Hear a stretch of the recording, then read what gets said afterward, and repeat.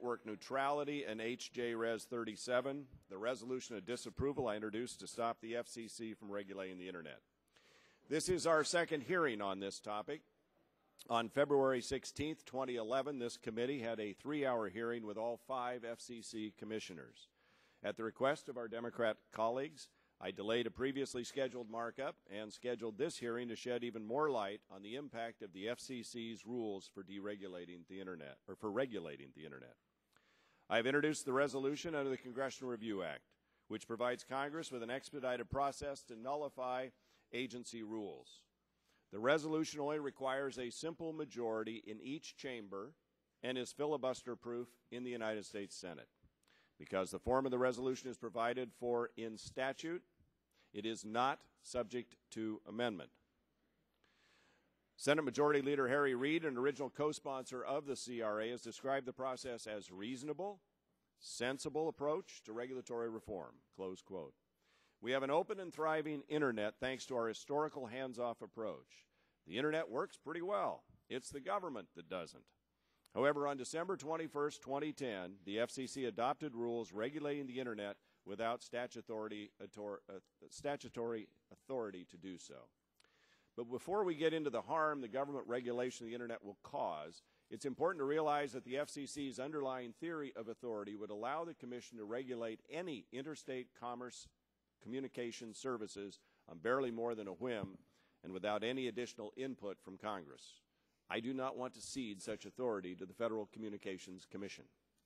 Section 230 of the Communications Act makes it U.S. policy to, quote, preserve the vibrant and competitive free market that presently exists for the Internet and other interactive computer services unfettered by federal or state regulation, close quote. Under the FCC's rationale, its authority is bounded only by its imagination. This new rule is little more than a weak attempt to do an end run around the D.C. Circuit's Comcast BitTorrent ruling that the FCC failed to show it had authority to regulate the Internet. And do my Democratic colleagues agree the FCC has the authority to regulate the Internet in coffee shops, and bookstores, and airlines, and other entities? Well, the FCC believes it has that authority, and in its rule it declined to subject those entities to their new regulations. My opinion, this is an agency exceeding its congressional authority, and its action will hurt investment and cost jobs. A small cable and Internet provider from my district recently wrote to me about her concerns, stating, and I quote, last spring, the FCC chairman primed the pump, threatening to apply portions of Title II of the 1934 Telecom Act to broadband. The cable industry has invested billions of dollars of private capital to build broadband and infrastructure to over 90% of American homes. Commissioners are looking in the rearview mirror, attempting to regulate the Internet of yesterday absent any market failure. How will companies like Ben Broadband be able to compete if we bear the brunt of the regulations while the giants like Google, Amazon, and Netflix go free? The Internet is evolving. All members of the ecosystem need to work together to innovate. The chairman has picked winners and losers in this recent effort to impose net neutrality regulations. These efforts will cost jobs, stall innovation, and dampen investment, close quote. This is not a partisan issue. In 2006, 58 Democrats voted with us on the House floor to oppose a network neutrality amendment to video legislation. Some of those Democrats are still on the full committee. Some are still on this subcommittee. And that was not a vote against a Title II versus a Title I approach. That was a vote against imposing network neutrality rules. There's no crisis warranting the FCC's deviation from our historical hands-off approach. Rather than show an actual problem, the Federal Communications Commission relies on speculation of future harm. The FCC even admits in the order that it conducted no market power analysis. See footnote 87. Dr. David J. Farber, grandfather of the Internet and former FCC chief technologist, warned on December 21, 2010 in an op-ed that the FCC's, quote, order will sweep broadband ISPs and potentially the entire Internet into the big tent of regulation. What does this mean? Customer needs take second place, and a previously innovative and vibrant industry becomes a creature of government rulemaking, close quote. This will also make it harder for upstarts to compete with web incumbents. New entrants will have fewer resources to advocate before the FCC, and will also lack the needed flexibility to strike creative deals to compete with web incumbents. As we will hear today, What is even more, quote, more universally damaging is the rule's potential to destroy the ability of infrastructure providers to raise capital that would threaten the infrastructure on which both customers and content providers rely. We'll also hear that the FCC's rule will transfer wealth from broadband providers to application providers, and I quote, "But that does not begin to grasp the problem for both parties. A transfer of wealth between two independent parties can be beneficial to one at the expense of the other. A transfer of wealth that will ultimately cripple the party on which the other relies for its very existence is profoundly harmful to both." These regulations will cost jobs. They will hinder the necessary investment in network upgrades on which customers and content providers rely, thus thwarting the competitive free market vibrancy and innovation of the Internet. Let's keep the Internet open and innovative. I urge my colleagues to support the resolution. With that, I'll recognize my friend from California, Ms. Eshoo, for an opening statement. Mr. Chairman, I'm going to...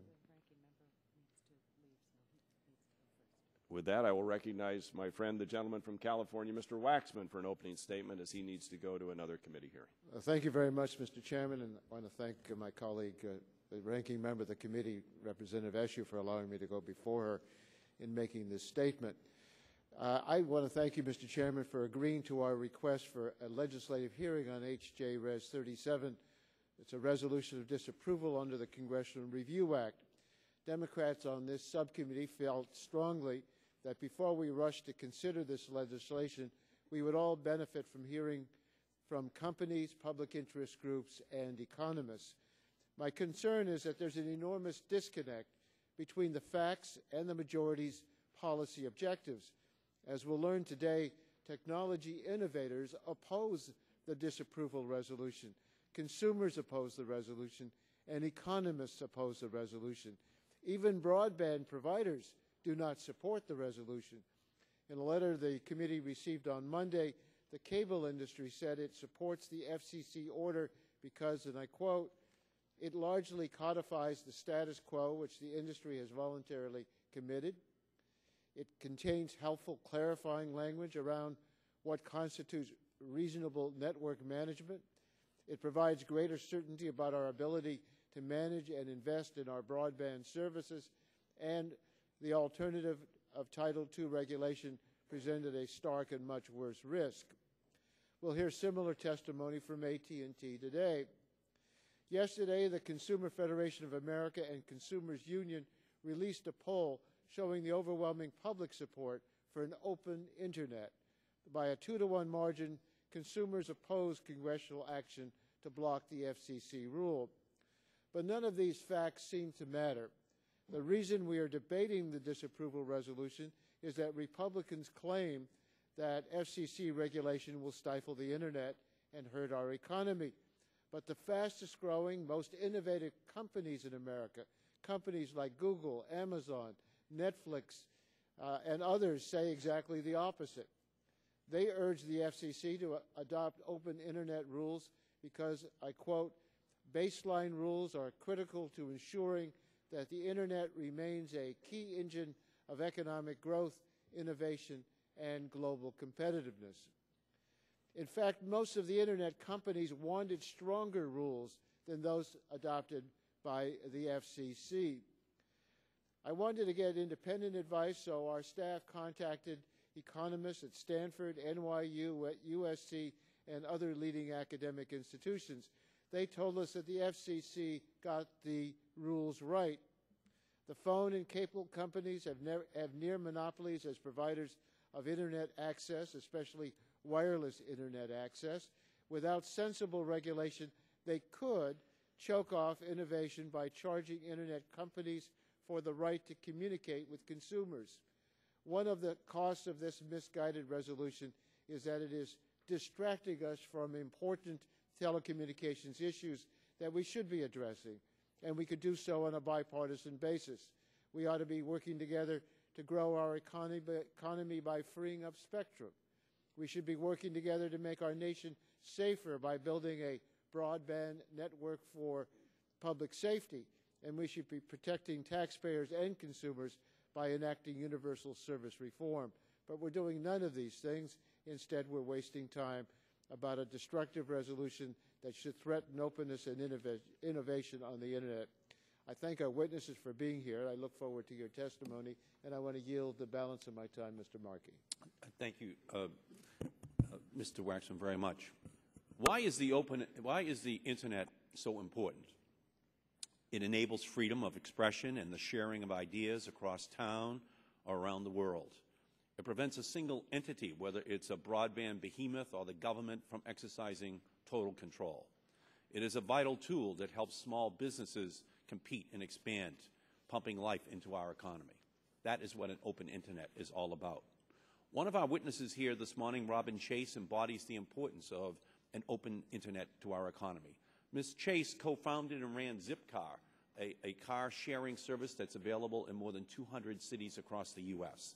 She used the open nature of the Internet to build her innovative business from the ground up without having to ask permission from Verizon, AT&T, Comcast, or any other carrier for permission. Here are Zipcar's current numbers: 474 full-time employees, $186 million in revenue, 540,000 members. That's what the open Internet means to our economy. This debate we're having today is not just a solution in search of a problem, it is a resolution in search of a problem.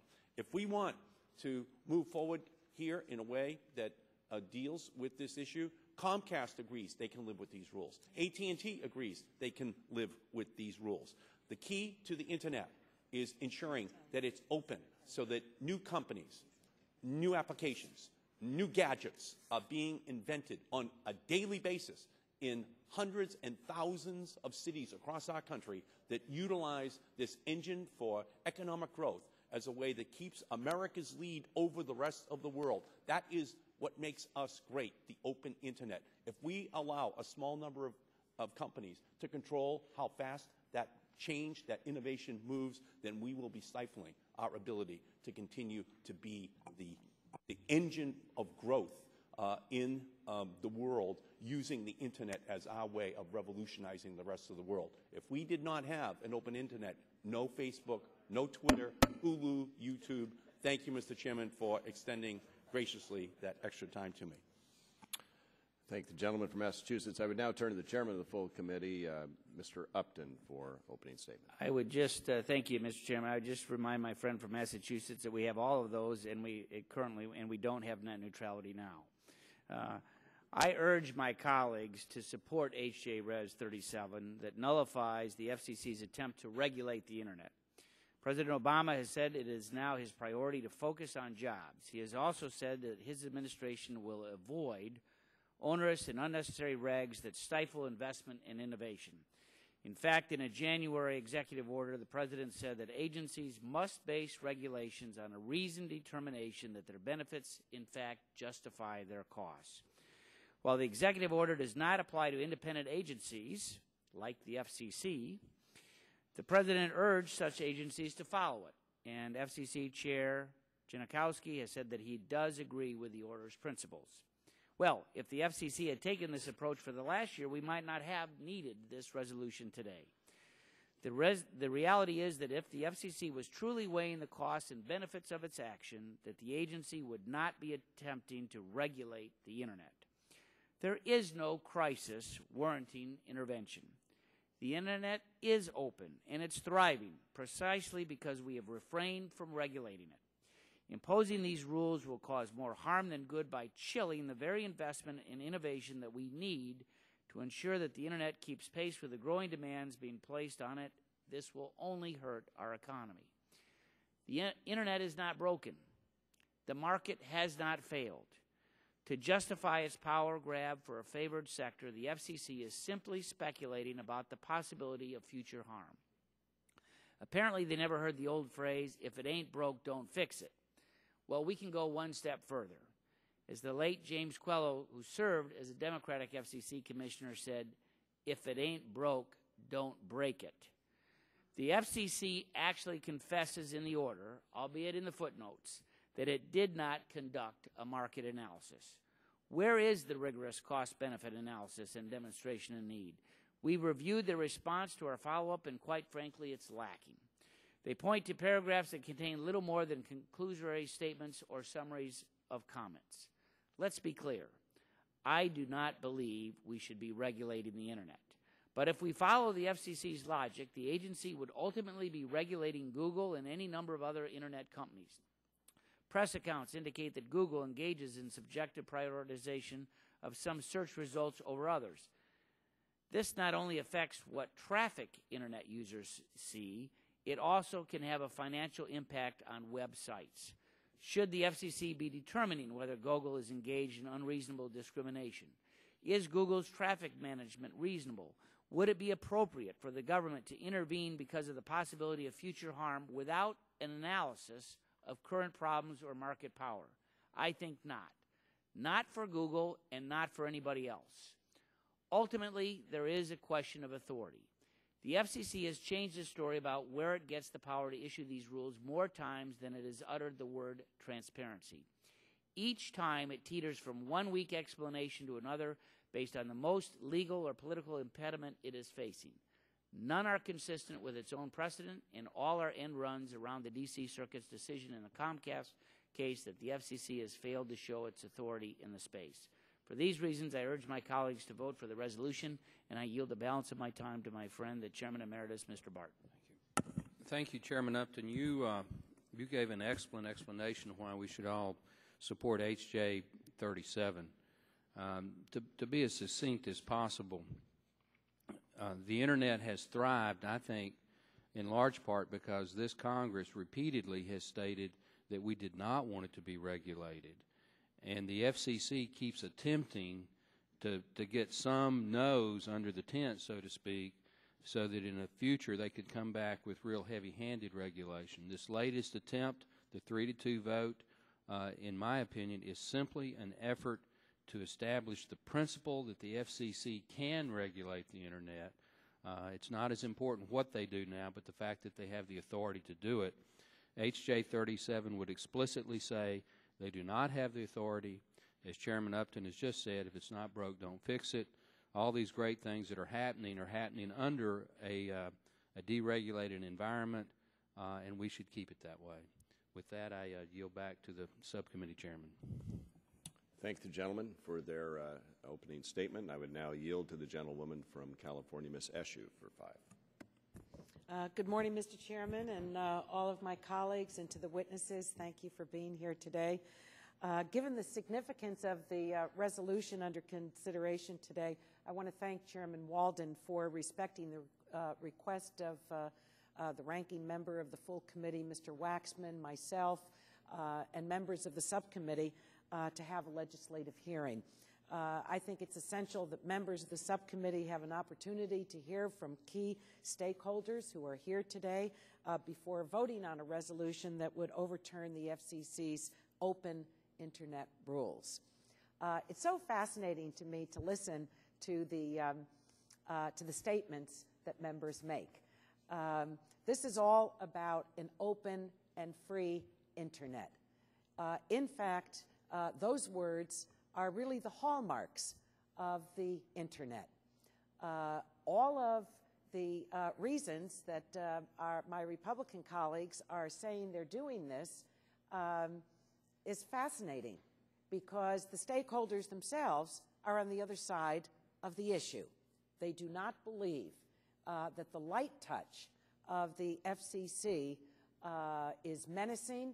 In fact, they have said and weighed in, and we know the testimony, you've seen it, not only the testimony, but the letters that have poured into this committee of groups and organizations across the country, from religious leaders to consumer organizations to high technology associations. They have all weighed in and said, don't do this.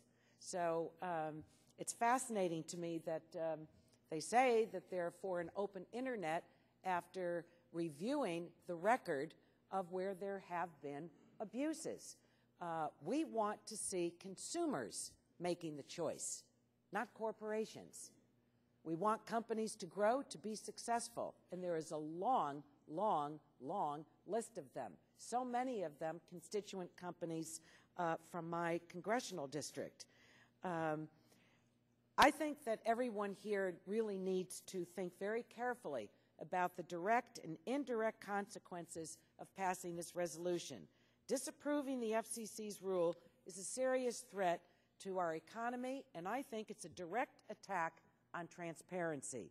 It could also lead to further uncertainty in areas beyond the December order, such as the FCC's ability to promote public safety and ensure online safeguards that prevent piracy and protect children from accessing harmful Internet content.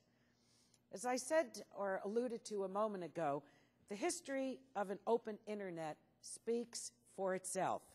Businesses that rely on an open Internet continue to grow.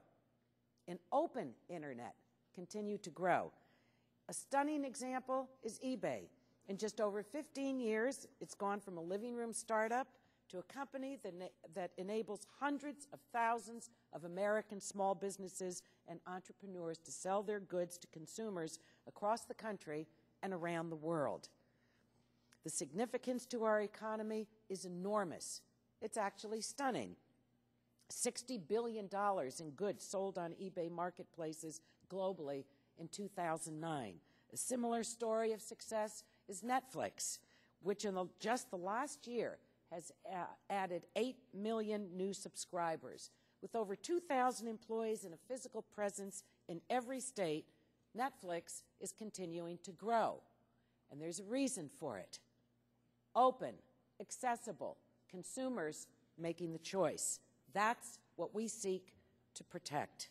So why are the basic rules of the road essential to the continued growth of these companies? By preventing blocking and unreasonable discrimination, the Internet can remain a source of innovation and new ideas, not a platform where consumers and businesses are told which sources of news, information, and entertainment they can access. The witnesses that are here today, we are all grateful to. I want to express a very special thanks to Robin Chase, who flew from Paris, France, to be here today, only to fly back to Berlin, Germany this afternoon. That's one hell of a commitment to come here and to speak on this really extraordinarily important issue, and we're very grateful to her. And I think that this is just one example among thousands of Internet innovators who understand how the CRA will hinder job creation and consumer choice. I'm also pleased that members will be presented with the economic theory supporting the FCC's rules. So, Mr. Chairman, thank you for making sure that we have this legislative hearing. I thank the witnesses, and I don't have any time to yield back. It's all right. Thank you. I thank you for your comments, and we look forward to hearing from the witnesses. Obviously, as you all have been briefed, the Prime Minister of Australia is going to be speaking to a joint session of Congress, so at some point here we will recess because we're not allowed under our rules to meet during a joint session. I would like to point out how much we appreciate your being here. Ms. Chase, I didn't know, as minorities witness, you had to fly from France and back to Germany today. We could have used high technology maybe to get your testimony and take your questions. Well, we could have worked on that. I would also like to point out for the record, this is our second hearing on this topic. We had all 5 FCC commissioners before, and now we have 6 witnesses here, equally divided, I would point out, between the Republicans and the Democrats, the majority and the minority. And at the conclusion of this hearing, there will have been 2 hearings, and probably one of the first times in history of the committee that the minority has actually had more witnesses on a topic than the majority. So we're trying to hear from people. We're trying to be open and fair and balanced about this, and we look forward to your testimony when we resume. So at this point, I will recess the committee until after the Prime Minister. Probably about an hour, we're guessing, by the time members go and get back, maybe a little more. So if you can kind of hang out not too far away, that would be helpful. And with that, the committee stands in recess. Welcome our witnesses this morning, or now this afternoon. Thank you for being here. Thank you for making the extra effort to be here from Europe and back. And so we will start. Let's start with, I believe we'll just go left to right with Mr. Turner. We appreciate your willingness willingness to come and testify. Mr. Turner, if you want to go ahead and start, Research Director for Free Press. We welcome you here, and we look forward to your testimony, sir. Thank you. Good afternoon, Chairman Walden and Ranking Member Eshoo, members of the committee. On behalf of Free Press and the Free Press Action Fund, as the coordinator of the Save the Internet Coalition, representing more than 800 groups and their 10 million members, I appreciate the opportunity to offer the perspective of Internet users in today's hearing on House Joint Resolution 37. Let me begin by acknowledging an often forgotten truth. The principle of non-discrimination, which is the bedrock of net neutrality policy, was not always the political football it is today. Unfortunately, the debate around non-discrimination has become immune to the calming powers of historical fact and susceptible to the ills of special interest politics and false partisan frames. This recent rhetorical drift is very much at odds with the long bipartisan effort to prevent market power abuses by owners of our nation's critical communications infrastructure. It was the Nixon administration that put in place strong rules of non-discrimination in order to ensure abuses of market power would not stifle the growth of an infant network computing industry. And this successful framework was later improved upon by both the Carter and Reagan administrations. In the Telecom Act of 1996, a bipartisan Congress recognized that in order to foster new industries, we needed the FCC to act to ensure that everyone had open access to the information superhighway. Look no further than Section 10 to see that Congress intended non-discrimination survive any deregulation. In the early 2000s, the FCC began to abandon the Telecom Act's blueprint for reasoned deregulation through forbearance. However, the Commission still recognized that the underlying non-discriminatory outcomes were worth preserving. FCC Chairman Michael Powell first articulated the 4 Internet freedoms that subsequently served as the basis for the open Internet provisions in the COPE Act, adopted by the House in 2006. And Chairman Kevin Martin took action in 2008 to stop Comcast's secret discrimination against certain Internet content. But recently, we've seen this debate move away from the shared goal of preserving the open Internet. The problem of market power in communications networks is very real and increasingly politically inconvenient. As a result, we've seen those who used to recognize this problem abandon those views. Some policymakers now seem resigned to the misguided notion that the duopoly Internet access market is perfectly competitive. This is unfortunate because I believe we all agree that the Internet should be preserved as an open platform. Allowing gatekeepers to erect barriers to speech and commerce is an unacceptable outcome, and public policy should be used to prevent it. If we can agree that ensuring access to an open platform is a worthy policy goal, then we have a duty to confront the reality that network owners have strong incentives to close the platform and favor their own content at the expense of everyone else's. Now, I recognize that some of you are uncomfortable with the FCC's open Internet order. My organization, too, ultimately opposed it. We felt that it failed to adequately preserve and protect the open Internet. However, we oppose the resolution of disapproval. It will leave consumers completely unprotected. It will remove the limited certainty that the FCC's rules provide.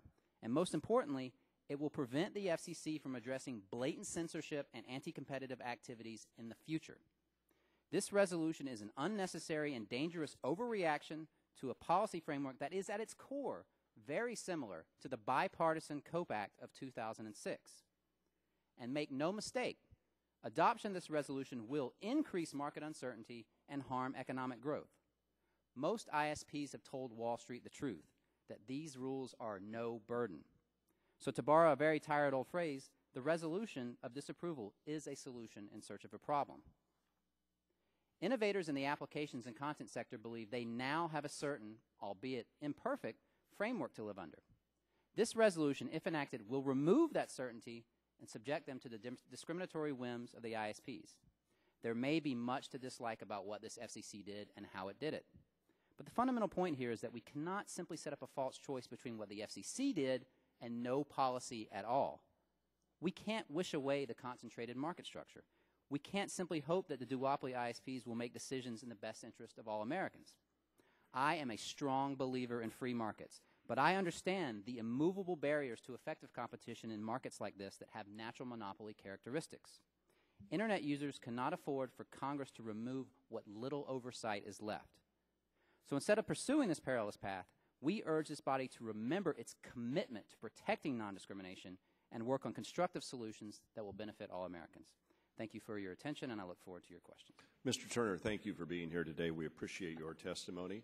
Ms. Chase, we welcome you to the subcommittee. We appreciate your testimony as well and your extra effort to be here today.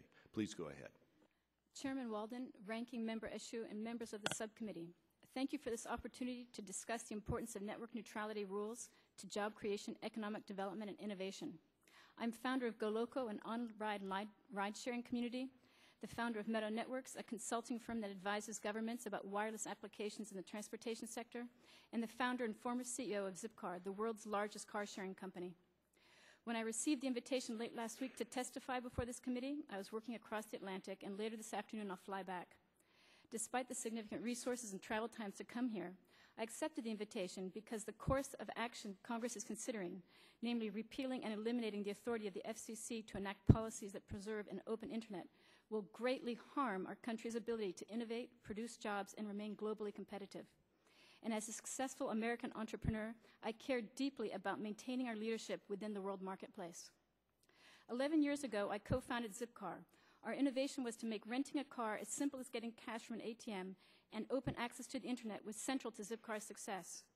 It is only because of the ease, speed, and zero marginal cost of finding, reserving, and unlocking a car that anyone would be willing to rent a car for an hour or to sell only an hour's car's time. Without an open Internet facilitating these transactions, Zipcar would simply not exist. Eliminating the FCC's network's neutrality rules will put future entrepreneurs and small businesses at a significant disadvantage. Network neutrality prevents the telecommunications industry from discriminating against new applications and supports innovative new services like Zipcar. I want to draw an important parallel. Imagine, for example, if Zipcar had been forced to rely on the auto industry's definitions of car ownership, or worse yet, had to ask their permission to exist. Our vision of a fleet of cars being shared among a community of individuals would have been seen as implausible and threatening. Likewise, we cannot rely on the telecommunications industry to define the Internet or what people may use it for. Without consumer protections like network neutrality, these companies will define the Internet to mirror their preferred triple play, their telephone services, their video channels, and their notion of the ideal Internet experience. And they will seek to squash any service that threatens their revenue stream, a perfect recipe for stifling innovation. This is not just mere speculation about the potential for short-sightedness, but rather personal first-hand experience.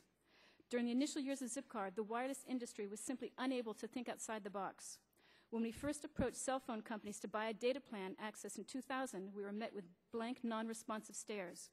The industry had only one vision of wireless at that time, and therefore only one product to sell. I recall many representatives not actually understanding the difference between purchasing kilobytes versus purchasing minutes. In their minds, their customers all used cell phones. Others simply did not exist. Today, innovation is the lifeblood of a competitive economy, and the Internet is its circulatory system. An open Internet gives everyone both access and the ability to apply new ways of thinking to problems. An open Internet breaks through silos that often do not get new thinking applied to them. For entrepreneurs, the open Internet allows for extraordinarily low input costs, which allows them to efficiently tap into unused excess capacity and leverage ideas at virtually no cost. Ensuring that the Internet will continue to promote innovation is the reason we're having this debate. And I absolutely agree that excessive regulation stifles innovation and prevents free markets from innovating. But the most important thing I have to say to this committee, and the reason I'm here and thrown all this way, the protections enacted by the FCC will help ensure an open Internet.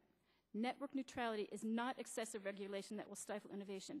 Network neutrality promotes innovation and protects consumers by preventing telecommunications companies from stifling new thinking, new services, and new applications.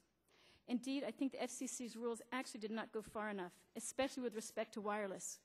The idea that different rules should apply and that my experience of the Internet would be different depending on whether I'm sitting at home at my desk connected or on a park bench accessing those same pages wirelessly is nonsense. This arbitrary distinctions dramatically complicate the life for innovators and entrepreneurs who will now have to contend with two different Internets, one wireless and one wireline, in everything they do.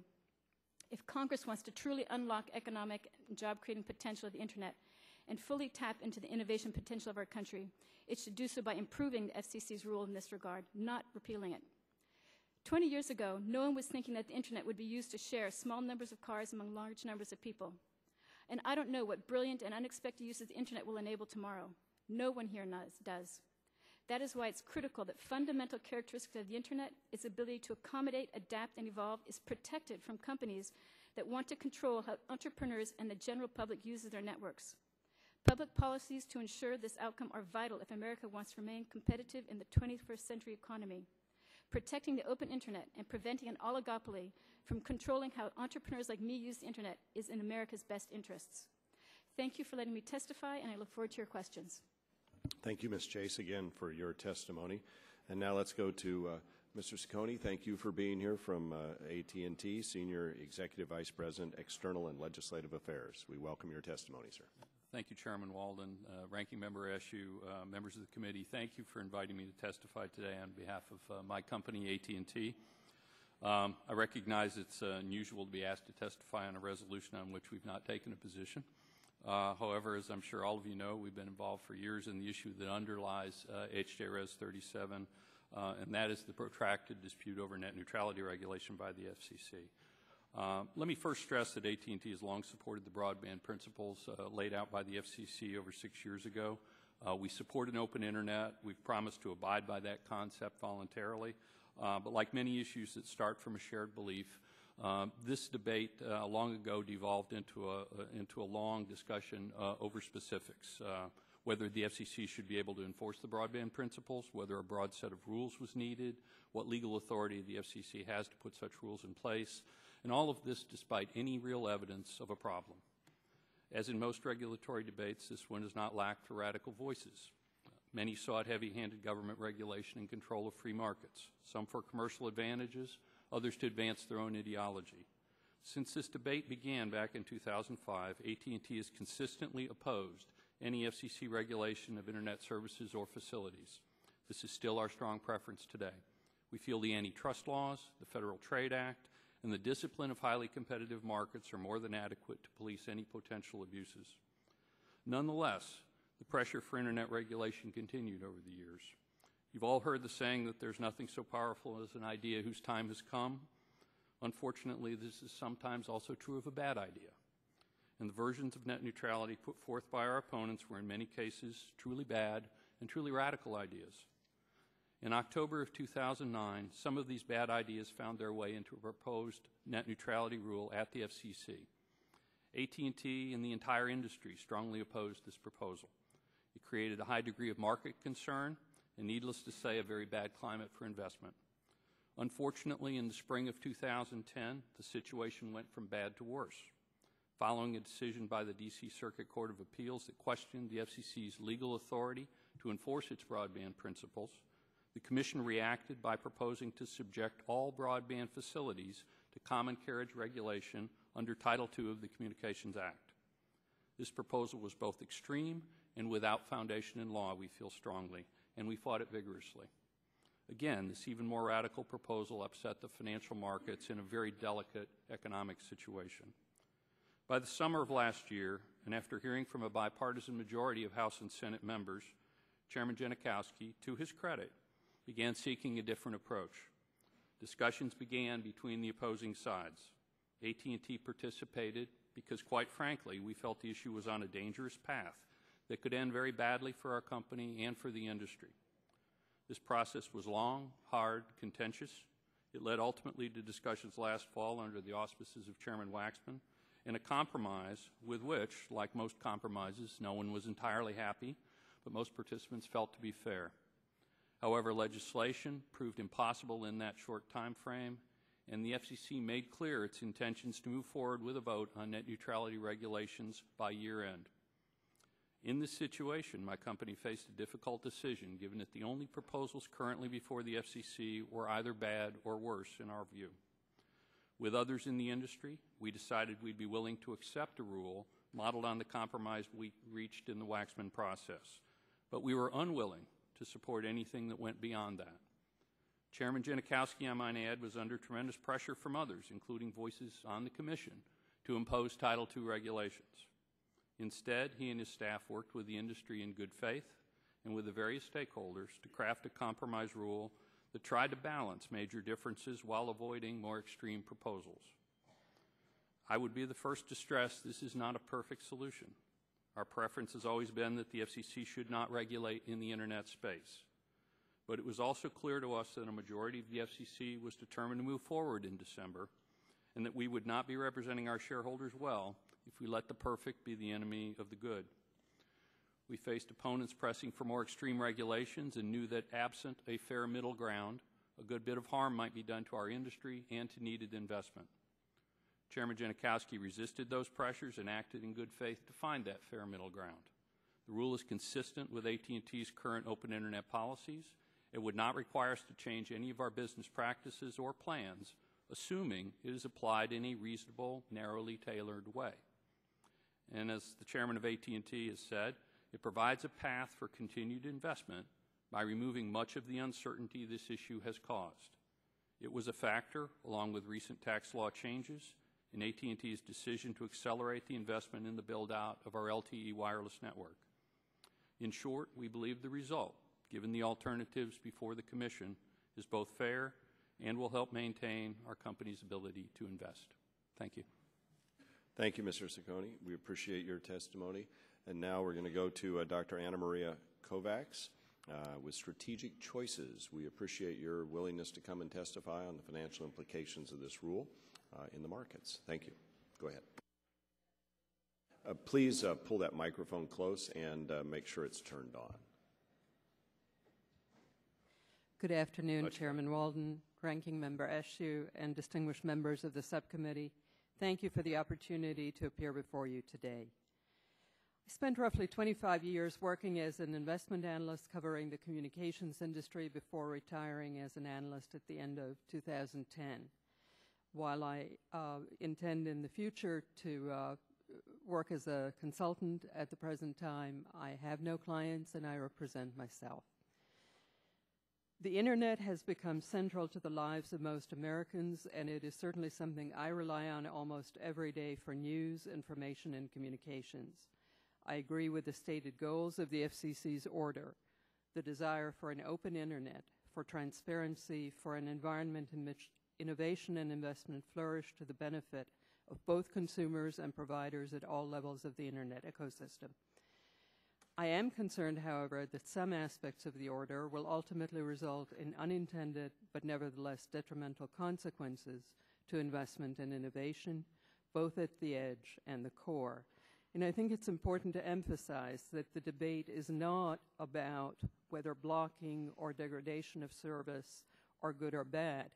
It is about whether they are more likely to occur through the intentional actions of broadband Internet access providers or through lack of investment. That's really what the debate boils down to. The order appears to be premised on the view of the Internet ecosystem that assumes that the edge is embryonic and innovative and the core is mature and static. Application providers, including content and service providers, are left free to transform their business plans at will.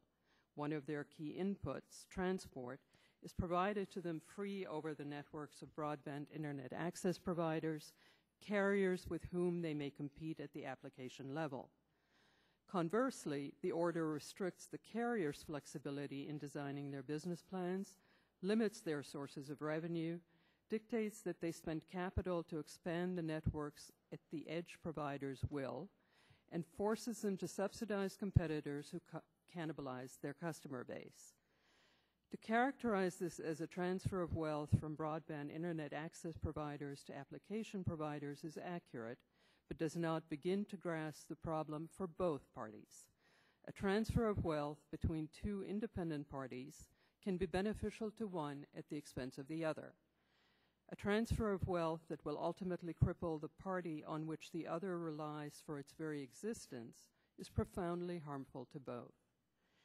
Thus, it is the order's implicit assumption that it is possible to protect the edge at the expense of the core that concerns me most. The two are inextricably entwined. To protect the edge, it is vital to protect the core.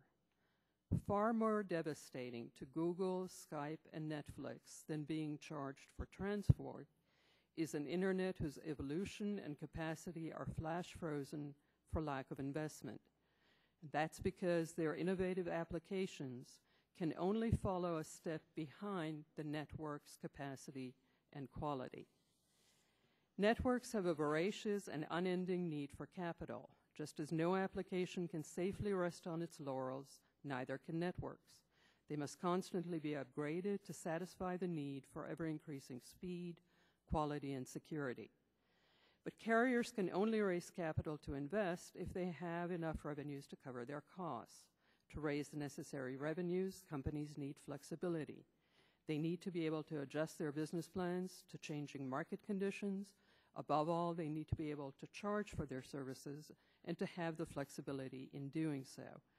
Just as professional application providers cannot afford to give away their content and services for free, neither can the carriers. As an example, the FCC's model forbids Frontier to charge Skype at the wholesale level, even while Skype takes away the voice customers at the retail level from Frontier. If carriers are forced to charge only for broadband access because they can no longer charge for video and voice, the price of that broadband access will increase and investment will fall. That is damaging not only to the carriers, it is also damaging to the application providers that ride on the carriers' networks and are constrained by the capacity and quality limitations of those networks. My concern is that there's a false dichotomy that drives the net neutrality debate, that views the edge as separate from the core, as needing to be protected from the core, as able to prosper only at the expense of the core. In fact, because innovation at the application level is so completely tied to investment and innovation at the transport level, the edge can only exist if the core prospers. The best way to encourage innovation, investment, and jobs at the edge is to also promote innovation, investment, and jobs at the core. Dr. Kovacs, thank you for your testimony. We appreciate it. Next is Dr. Shane Mitchell Greenstein, PhD, the Elinor and Wendell Hobbs Professor at the Kellogg School of Management, Northwestern University. Dr. Greenstein, we welcome you. Look forward to your comments. Yeah, thank you for giving me an opportunity to speak. I'm happy to share my views with you. Please understand I do not work for anyone, neither firm nor advocate. I come as a professional economist who's had the privilege to study and write about the commercial internet access market, and almost since its inception. From the standpoint of the economics of the internet access market, there are great potential risks from disposing of the open internet order, and the gains from continuity are high. The order looks like good innovation policy and good economic policy. If we want to create a prosperous commercial internet in the next 15 years, think about how well the internet works today. Now think about all the ways it could have gone wrong, and my advice boils down to avoid the same problems we avoided in the past. How do you do that? You keep transactions costs low for entrepreneurs. The United States commercial internet functions well today because it avoids a number of industry practices that would have raised transaction costs of innovation, that would have introduced hassles, delays, and haggling. Instead, today, any entrepreneur can enter without worrying about the gaining the permission of a gateway firm. If the U.S. government commits to no regulatory intervention in internet access markets, would that invite problems? The experience of the last 15 years suggests that there is a risk it will and a chance it will not. It's hard to tell. Until recently, regulatory restraints prevented all carriers from taking certain actions, so there's little experience from which to forecast how carriers would behave in the absence of restraint. One central concern arises due to commercial activities in one line of business, for example, broadband service, affecting the prospects in another, for example, telephony and video entertainment. If carriers act on their economic incentives, we would expect carriers to help all of their businesses, deliberately becoming less transparent to rivals, blocking some content of rivals, or giving lower priority to traffic from erstwhile competitors. Concentrated supply of access in some locations of the United States also heightens the incentives to act this way. A balanced view would also note that there are other factors pushing in the other direction. National standardization processes generate transparency. User tendencies to substitute to alternative carriers in some markets also reduce incentives to block traffic. Reasonable people can differ on the relative importance of these forces, and that is an additional reason why forecasting is hard to make. The dangers would be costly. Any movement towards less transparency and more blocking and more discrimination of traffic introduces hassles and delays for entrepreneurs, software innovators, server companies around the globe, even juniors at Harvard with ambitions to unseat Mark Zuckerberg.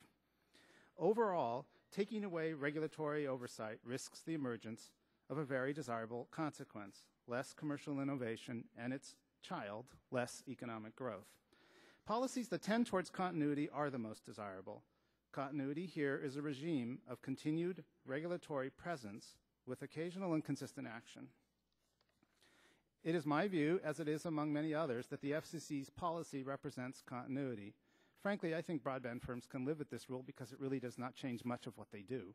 Entrepreneurs can live with this rule because it lets them innovate and start businesses as easily tomorrow as they did in the past and raises the certainty that no additional hassles will emerge in the near term. Moreover, the rule includes important and appropriate exceptions for reasonable network management and for the complications of wireless applications. In sum, the potential risks of disproving the rule are great, and the gains from continuity are high, and the order looks like good innovation policy and good economic policy. Thank you for your attention, and thank you for allowing me to testify. Doctor, thank you for being here. We appreciate your testimony. Now, our final witness this afternoon, Tom DeReggi, President, RapidDSL and Wireless from Boyds, Maryland. We welcome you. You probably came maybe the least distance, I don't know, but certainly not from overseas. Mr. DeReggi, thank you for being here. Thank you. Chairman Walden, Ranking Member Eshoo, and members of the committee, thank you very much for the opportunity to testify. It is a great honor to be here today. Quickly about myself, I started reselling DSL, or started outselling DSL. In 2000, I formed RapidDSL and Wireless. My company is a grassroots, independently owned and financed fixed wireless broadband access provider. We cover a 30-mile radius around Washington, D.C., serving businesses and residences in urban and rural communities. I've sat on advisory boards of ISPCon, and until last year, I served on the board of WISPA as Legislative Committee Chairman. Quickly, a bit about WISPs. The WISPs industry is primarily made up of small, independent companies serving both competitive markets and rural markets, many of which would otherwise have no access to broadband at all. The combined services of all WISPs nationwide cover more than 75 million households, 71% of the entire population of the United States. The speed of wireless is determined by topography. In heavily treed areas, a connection may be limited to as little as 3 megabits shared by 50 households, whereas in areas with direct line of sight between towers and customers, speeds as high as 80 megabits are possible. In short, WISPs are real and relevant competition for AT&T, Verizon, Comcast, and can reach areas others are unlikely to cover without substantial government subsidies.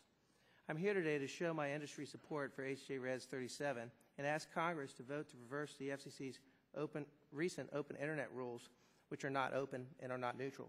It is my belief that the FCC has overstepped their authority to address a problem that didn't exist at the detriment of our industry and the consumers. If the rules take effect, they will destroy jobs, stifle innovation, deter investment, create uncertainty, distract WISP from building networks to all Americans, increase government spending, create liability, increase legal costs, degrade broadband performance, and increase consumers' price, and possibly put some small WISPs and ISPs out of business. These effects would be contrary to the goals of the FCC's National Broadband Plan. Rules and regulations create jobs only for lawyers. Instead, we need more jobs to expand broadband access to all Americans. Community-based jobs that lead to lifelong careers, locally owned WISPs create that. We don't need regulation band-aids. We need true competitive environments that give consumers choice, foster competition between access providers, and the consequences will be open internet content. Net neutrality regulation is the foundation for monopolies and unnecessary if we build competitive industries. Internet providers need the support from policymakers, not regulatory roadblocks. Uncertainty and liability created by these regulations would be so great that even I, the business owner, have to reconsider whether to continue investing money in my company. The rules apply to broadband as a single uniform product, rather than recognize that two very different, distinct generation broadband products exist, broadband and advanced broadband. It's inappropriate to expect first-generation broadband networks providers to allow the operation of second-generation advanced broadband applications, such as HD streaming video, which minimum requirements may exceed the capability or acceptable use policies of the first-generation basic networks. It's inappropriate to insist that broadband access products need to support a user application which the product was not originally designed to support. I believe the term reasonable network management does not go far enough to guarantee that the rules properly match technology to the appropriate access technology. The rules give special consideration to mobile carriers, but inappropriately bundle WISP, fixed wireless providers, to rules intended for wireline and fiber providers. By failing to recognize that WISPs are subject to the same technical constraints as mobile providers, the Commission failed to fulfill its role as an expert agency and instead succumbed to political pressure to pick and choose winners. One size does not work and does not fit all. I wish I could say the Internet was simple, but it's not. The Internet is extremely complicated, and it's different in every community that it's deployed. The Internet is an ever-changing dynamic industry with many variables. I see no way static regulation could ever keep up. The FCC rules address what could happen rather than what actually did happen. For example, ISPs have never censored legal content, but content providers have demonstrated actual anti-competitive behavior. For example, ESPN 360 Disney prevents every one of its ISP customers from accessing its content unless the provider pays it a fixed fee for every customer it has, even though most will not watch the content, and gives favorable rates to large carriers than it gives small providers. This behavior is anything but neutral, but the FCC rules failed to address the serious content neutrality issue. Certainly, if the rules are going to address prospective harms, they ought to address ones that actually already exist. An environment where content providers can be discriminatory is not a neutral network. The rules unjustly entitle consumers and content providers to free reign of someone else's private network at the access provider's expense. Because the rules literally could render an Internet provider's network inoperable, the rules may actually constitute a regulatory taking of the Internet service provider's networks in violation of the Fifth Amendment. The Commission attempts to justify the rules by claiming that they are necessary because many areas are served by only one or two providers. Not only is this assertion false in most cases, but also the rules themselves would make the problem worse by making it more difficult for competitive providers to expand their services. Are WISPs real competition for wired networks such as Comcast? The arithmetic says yes. WiMAX actually delivers more capacity to the end user than most widely deployed cable services which are based on DOCSIS 2.0. A DOCSIS 2.0 hybrid fiber cable system has 43 megabits in downstream direction, 10 megabits upstream at the equipment cabinet that serves a neighborhood. The network is usually engineered so that 500 to 2,000 subscribers are connected by coaxial cable to that cabinet, and the bandwidth divided among them. But in wireless systems using WiMAX or AirMAX technology, each radio has typical capacity of 24 megabits and serves 60 or fewer users. So if all the bandwidth is in use and is divided evenly, each cable subscriber gets 86 kilobits per second, not much more than dial-up, while wireless users get up to 400 kilobits per second. It's a faster network. Yeah, DeReggi, you've got it. Yeah, exhausted your time, but can you just wrap it up? Yeah, let me wrap it up. I have pointed out numerous reasons why the FCC Open Internet rules are inappropriate and should be nullified. However, please do not misinterpret this testimony to mean that WISPs or ISPs want to be unfair to their customers or in any way limit their ability to express themselves online. What we want is the freedom and the flexibility to compete, to innovate, and design our networks to provide the services our customers really want. The FCC regulations should take effect will not only fail to do what the Commission claims, they will instead do great harm, preventing us from competing to provide the best services to our customers. Thank you. Thank you, sir. Thank you to all of you who testified today. We'll go into our questions now, and obviously we're on time constraints here. We each get about 5 minutes, so don't take offense if we ask these in sort of a yes and no environment. Mr. Dingell probably pioneered that on the committee quite successfully. Mr. Turner, do you believe the FCC is on strong legal ground with this order and that it will be upheld in the courts? I believe they took an unnecessary risk by going down the Title I route. So you do not believe they're on strong legal ground? I think they are on less firm legal ground than they could have been. You oppose the resolution disapproval not because you like the FCC order, you've stated that, but because you think the FCC might lose in court. And when that happens, won't you push for reclassification on Title II? Isn't that your preference? I oppose the resolution of disapproval because of the consequences of once Congress disapproves of these rules, the FCC is then forbidden from enacting any similar rules in that space that could extend to things far beyond network neutrality, to bill shock, lots of other issues. But the real issue is they can't do Title II, right, with this disapproval resolution if it becomes law. No, I don't believe that. I believe the issue of reclassification is separate from the resolution disapproval, and I do not think reclassification would actually fall under the CRA. Because in your own documents from Free Press, point number 5, legal footing, it says Janikowski reportedly is grounding these new rules in the same kind of legal arguments that were rejected by the courts last spring. This strategy presents an unnecessary risk in a short-sighted attempt to avoid reclassifying broadband under Title II of the Communications Act. Such a move doesn't just put net neutrality on shaky ground. It places the FCC's entire broadband agenda in jeopardy. That's exactly right. So essentially, a vote against this resolution is a vote for reclassification, something that more than 300 members of Congress have opposed in a bipartisan basis. Mr. DeReggi, is it your sense that the larger broadband providers cut a deal that they could live with because it was better than Title II reclassification, but that ultimately you'll be the one having to pay the price, companies like yours?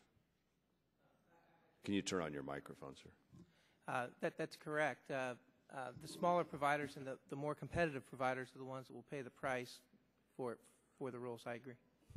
I would say that all of us could probably live with the rules if we had to, if they stayed there. The question is they don't necessarily stay there, and the rules don't really give all the protections that are needed for the access providers. Content providers are not the only person on the table to protect here. And does it give you any concern that the FCC refuses to close its Title II rulemaking? They have that still open. They're taking information on. Isn't that kind of like a little really club hanging out there? I think this is really an issue that needs to be solved by Congress. So I think the same thing applies to Title II. The Congress should stop that if that were to happen and pass laws that are through the right process. I would concur. Some of us in this committee believe they don't have the authority of the FCC. It's not been granted by this Congress or any other Congress. Ms. Kovacs, you explained in your statement that networks have a voracious and unending need for capital. Will the net neutrality order hurt the market for capital for network providers? And be sure to turn on your microphone there, ma'am. Yes, I think that this rule, if it is implemented at all the way it appears likely, is going to be detrimental because it's going to hit at the revenue sources. It's going to make it easier to cannibalize the network providers' revenues. For example, Skype taking Frontier's voice revenues, driving up the cost of broadband by forcing all of the cost on that. So short version, yes, I think it is going to be a problem. For capital. For capital. Ms. Chase, again, thank you for coming, and I would just suggest to the members, too, that she does have to leave sometime this afternoon to catch a flight back, so you may have to depart before we're done with our questions. But despite the fact that these rules have never existed previously, and the companies you've been involved with and thousands of others have thrived, do I understand correctly that you support these rules because you believe they're needed to ensure that small companies can compete on the Internet? These rules haven't existed. If we think about Internet and Internet innovation, it doesn't have a very long life. So indeed, the power of the telcos is becoming more and more obvious. And yes, I think it does need protection. And while I didn't have to need that protection when I found it today, we definitely do.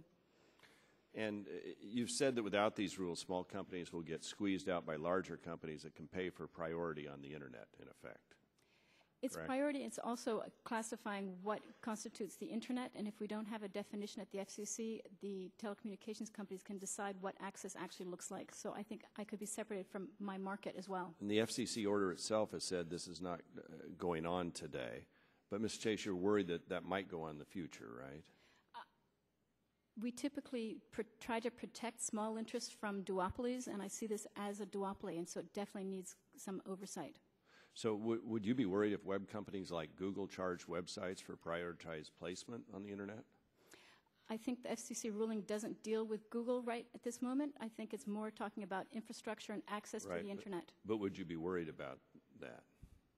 Are you concerned about that? Because somewhere on the end of the pipe, somebody's prioritizing, right? Yes, I could become worried about that. And in preparation for this hearing, I did a little search on car share with Google.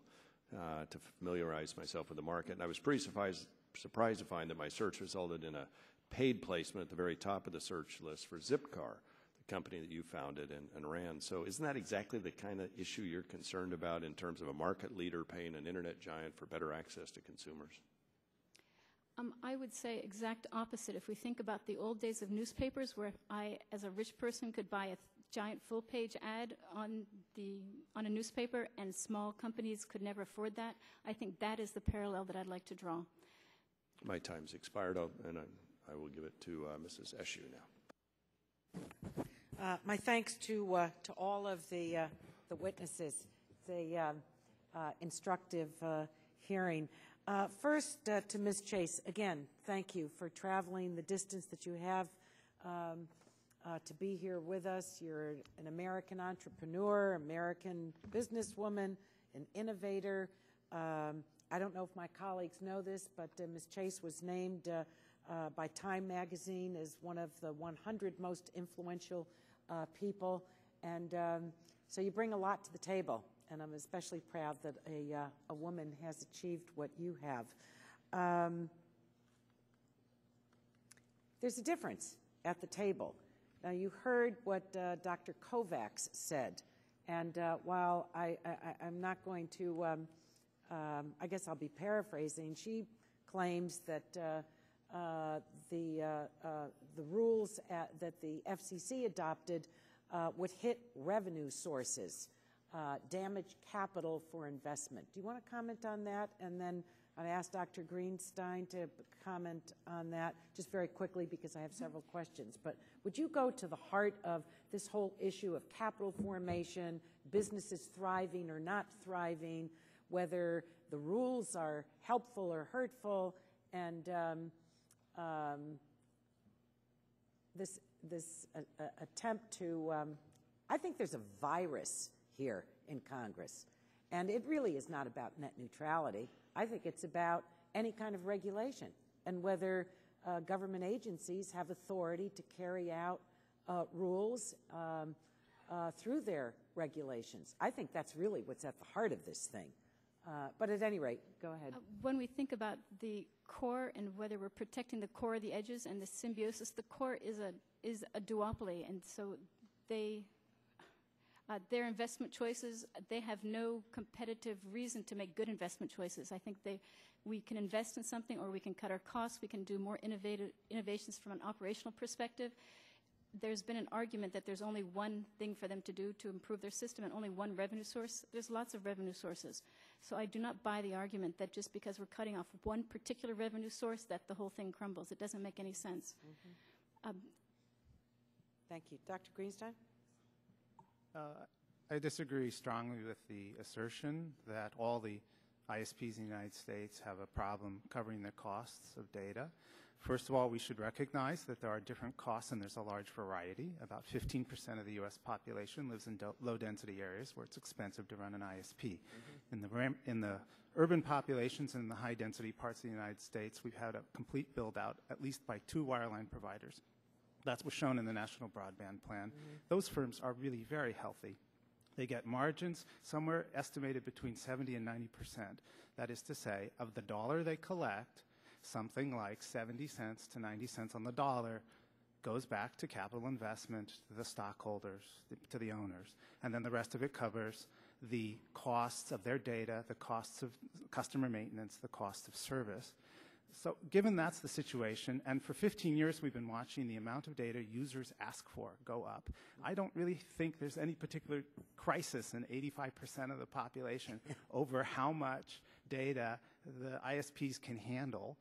It's $1 a month. I appreciate it. I'm going to ask you to stop because I want to get a couple of more questions. Sure, and, you get the idea. To Mr. DeReggi, I mentioned in my opening statement about innovative companies, Netflix and Skype and eBay, and how they have flourished, other companies, the thousands of jobs that have been created, not just in my district by constituent companies, but across the country. In your written testimony, you suggest that appropriate network management might be to simply block Netflix altogether. I find that a little chilling. So it, I can explain why. I don't believe in blocking. And will you turn on your microphone? I don't believe in blocking anything without a no, but I mean, to block anyone, I think is part of the heart of all of this. So why would you suggest that that an appropriate network management is to block? And then fill in the blank. I mean, you said Netflix, but why do you find that to be? Wait a minute. Why do you find that to be appropriate? And just real quickly. Okay, it's appropriate because you block the source of a problem. If the person that's violating your acceptable use policy is Netflix, you block Netflix. It takes less system resources to block them than manage every packet. Most frankly, I think this is an ineloquent statement about a school of thought. I just don't agree with it, and I think it would be offensive to consumers across the country. But that's my view, and you have yours. So thank you. Thank you. Dr. Kovacs, do you have a response to Ms. Eshu's question? I'd like to begin by... Microphone, please.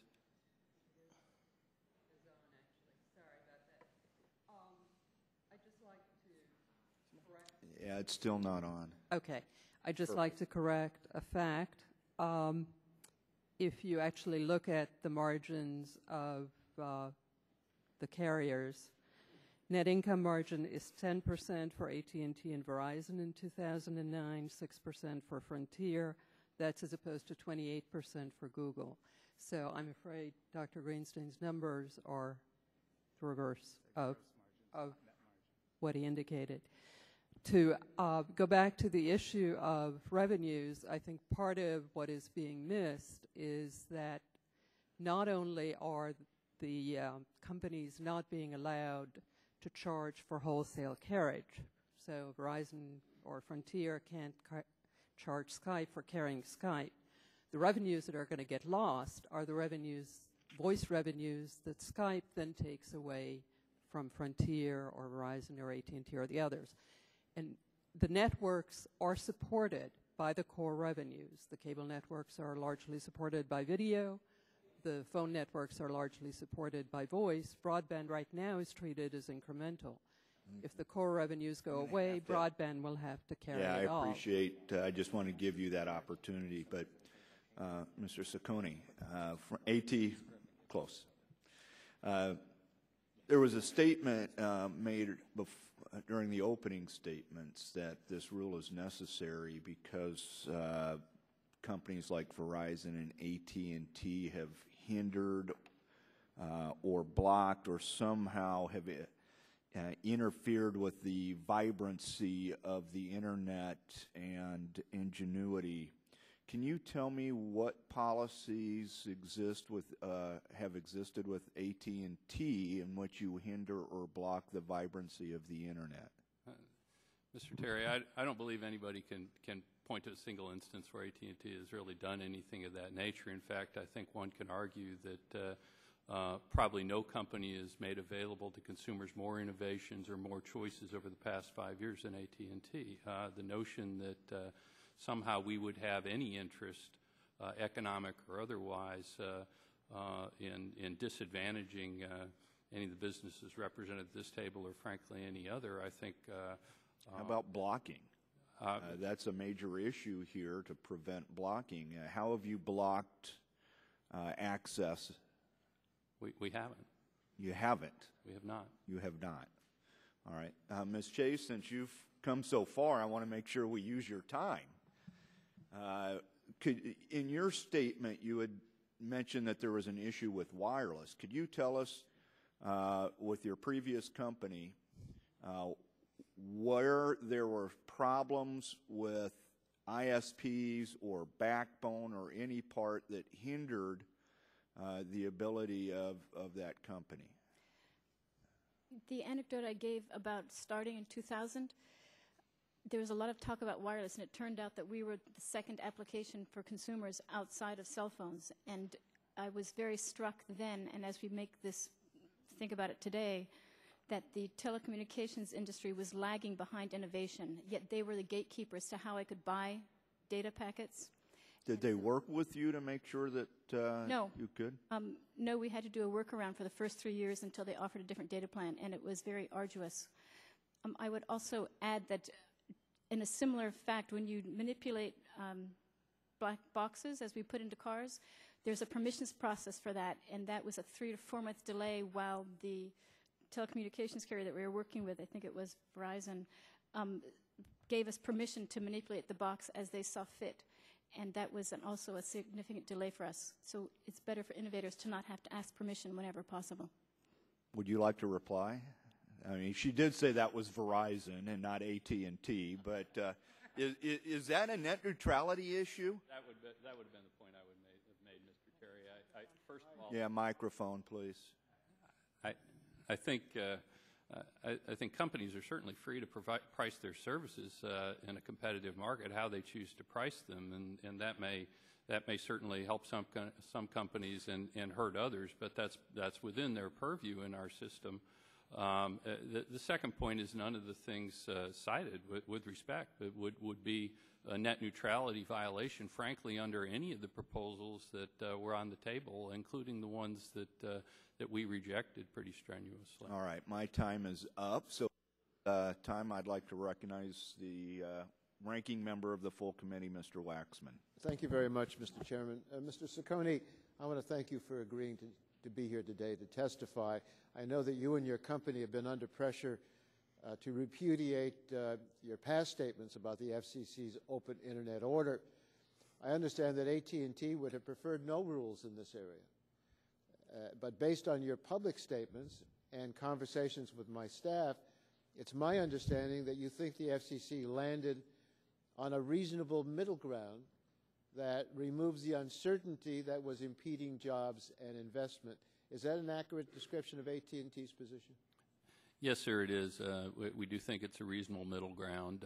I think provided the FCC, as it goes forward, interprets this rule in a narrow way and with appropriate regulatory humility, I think it could also provide the certainty we need in this industry.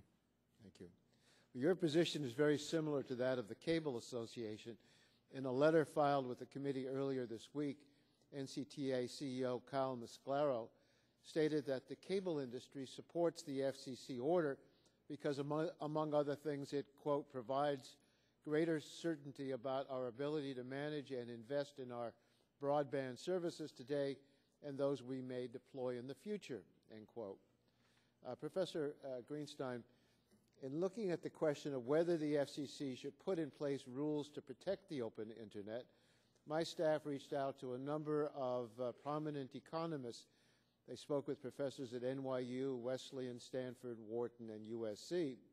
All of the economists shared a common belief in competitive markets, and all suggested that unnecessary regulation can undermine efficient markets. But there was also a consensus around the idea that competition in the market for broadband Internet access services is limited. Most said this lack of competition made the FCC open Internet rules necessary and appropriate. Do you agree? Yes, I do. You've said that the open Internet rules are essential for growth and innovation of online services. Can you explain? The access to the Internet goes back to the founding of the Internet. There's always been a question about who can use it and who has access to the transport level. It goes all the way back to when the NSF net was first privatized. The Congress had to pass an amendment to the NSF charter in order to allow for multiple users. And in terms of the economics, there's always been a question who can use it. The Internet is designed, and it has always operated as a network where every user and every potential supplier doesn't have to ask anyone for permission to use it. And that leads to growth and innovation on online services. Yeah, it's great for entrepreneurs, even college sophomores at Harvard. I've heard of one. Saw the movie. Ms. Chase, do you agree? Do you think that open Internet rules are essential for growth and innovation of online services? I absolutely agree, and I think you only have to look at the number of jobs and new companies created over the last 10 years to realize an open Internet is the key to our future in America. And I think if we close that down and we don't protect the status quo, which is an open internet, we are putting ourselves in such an anti-competitive position relative to the rest of the world. Thank you. In addition to reaching out to academics, my staff also spoke with economists at the Department of Justice, and we wanted to speak with DOJ to get their reaction to the argument often repeated here that the issue of net neutrality is better addressed through antitrust enforcement. DOJ told us that that's not the case. Although antitrust can be useful if a phone or cable company uses its market power to stop a competitor from entering the market, antitrust law doesn't stop a phone or cable company from blocking websites or applications that don't pay for access. According to DOJ, favoring websites that pay high fees and degrading websites that don't is perfectly legal under the antitrust laws as long as a phone or cable company isn't in direct competition with the websites being degraded. I don't know who to direct this to, but let me ask you, Mr. Greenstein, do you agree that antitrust laws are not sufficient to protect the public against attempts by the phone and cable companies to take advantage of their market power? Yeah, antitrust laws are very good for looking at mergers, but at very narrow questions in mergers. That's principally what they're about. And anybody on the panel disagree with the DOJ position? Mr. Waxman, I very much agree with Justice on this. There are numerous problems in the marketplace that antitrust will not govern. Further, the limited selection of problems that antitrust would govern has been weakened by the Supreme Court's Trinco case. So therefore, antitrust is really no remedy at all to consumers or producers in this case. Thank you very much. Yield back my time, Mr. Chairman. Thank you very much. We'll now go to the gentleman from California, Mr. Bilbray. Is that Mr. Bilbray? Okay. The gentleman yields to the gentlewoman from Tennessee, Ms. Blackburn. Thank you, Mr. Chairman, and I want to thank our witnesses for being here today. Ms. Chaksa, I wanted to come to you. Your testimony seems a little disconnected to me, and so I was hoping that you could help clear up a couple of things for me, unless I'm missing something. You set up a very successful company using the Internet as it was, basically the status quo Internet, and you did that without a whole lot of trouble. Is that right? I wouldn't say without a whole lot of trouble at all, but yes. Well, you didn't have to overcome horrific odds or anything. You worked your business plan, set it up, and got it in place. So now I hear you saying that what you're wanting to do is to preserve the net neutrality rules that the FCC moved forward on. Is that right? Yes. Okay. And you're saying you want to do that so that edge companies like yours can innovate, like your current company can innovate. But see, I look at this and I think the Internet without net neutrality rules has worked great for innovators. And now you're wanting to change the rules. So why should the FCC's rules allow you to innovate and then not other entrepreneurial companies like maybe Mr. DeReggi's over here?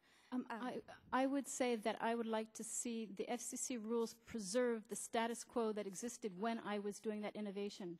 And Ma'am, there was no federal governance of the Internet. Mr. DeReggi, do you have a comment on that?